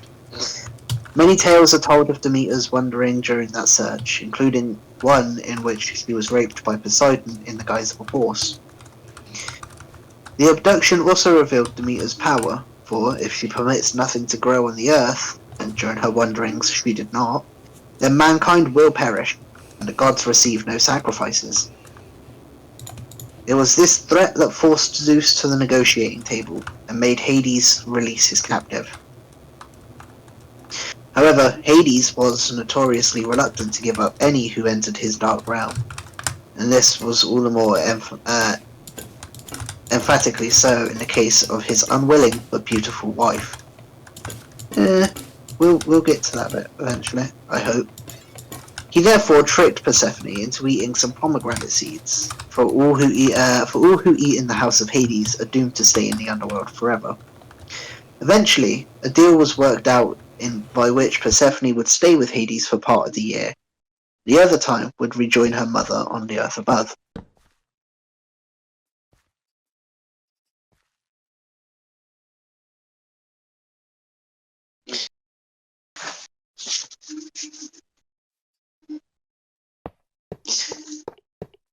I'm not sure how this relates to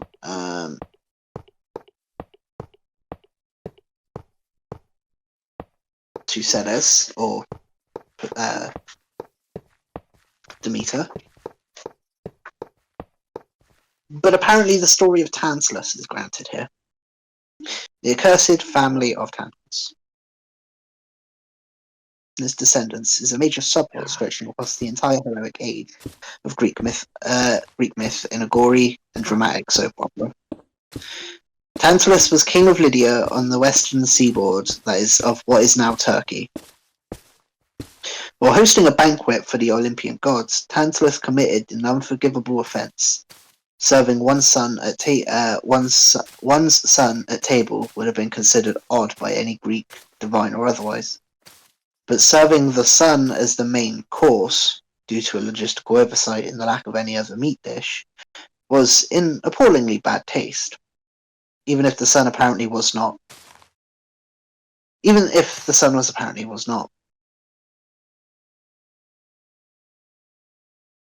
Now, that's where the story is a lot more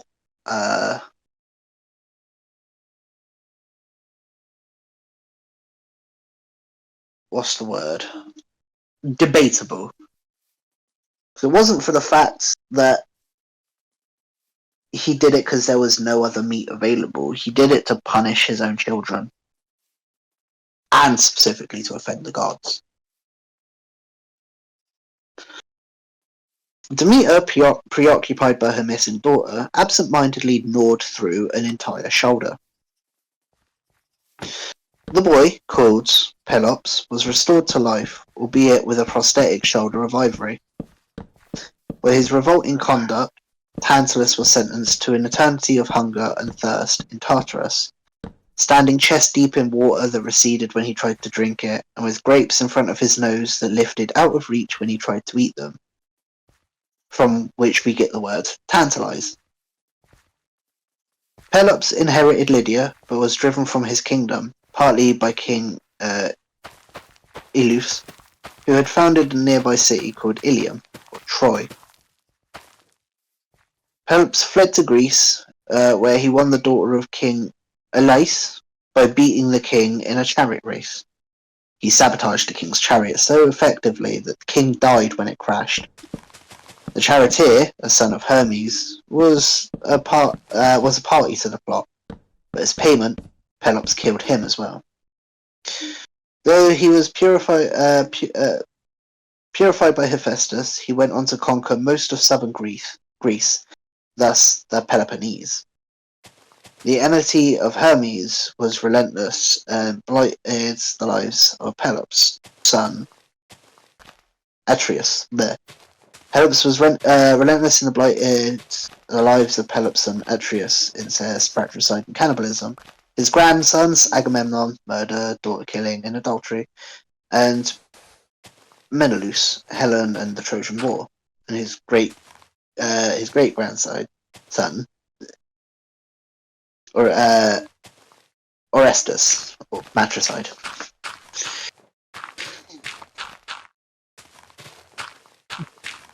When her daughter, Persephone, is gone from her, Demeter shuts up shop and the earth becomes dry and barren. But when Persephone returns, the rains bring riotous flowers and fertility, and the harvest take root.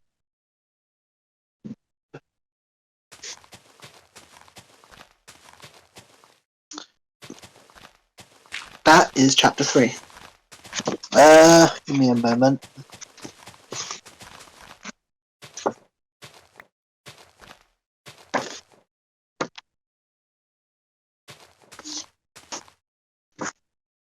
Yeah.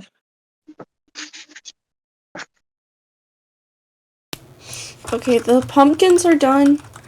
I don't know what to put over here yet. Wait, am I still streaming on Discord? Maybe? Yeah, because I'm dumb. Sure. I will probably end that bit of history with Hubby there. Okay. And next week, I will do chapter 4.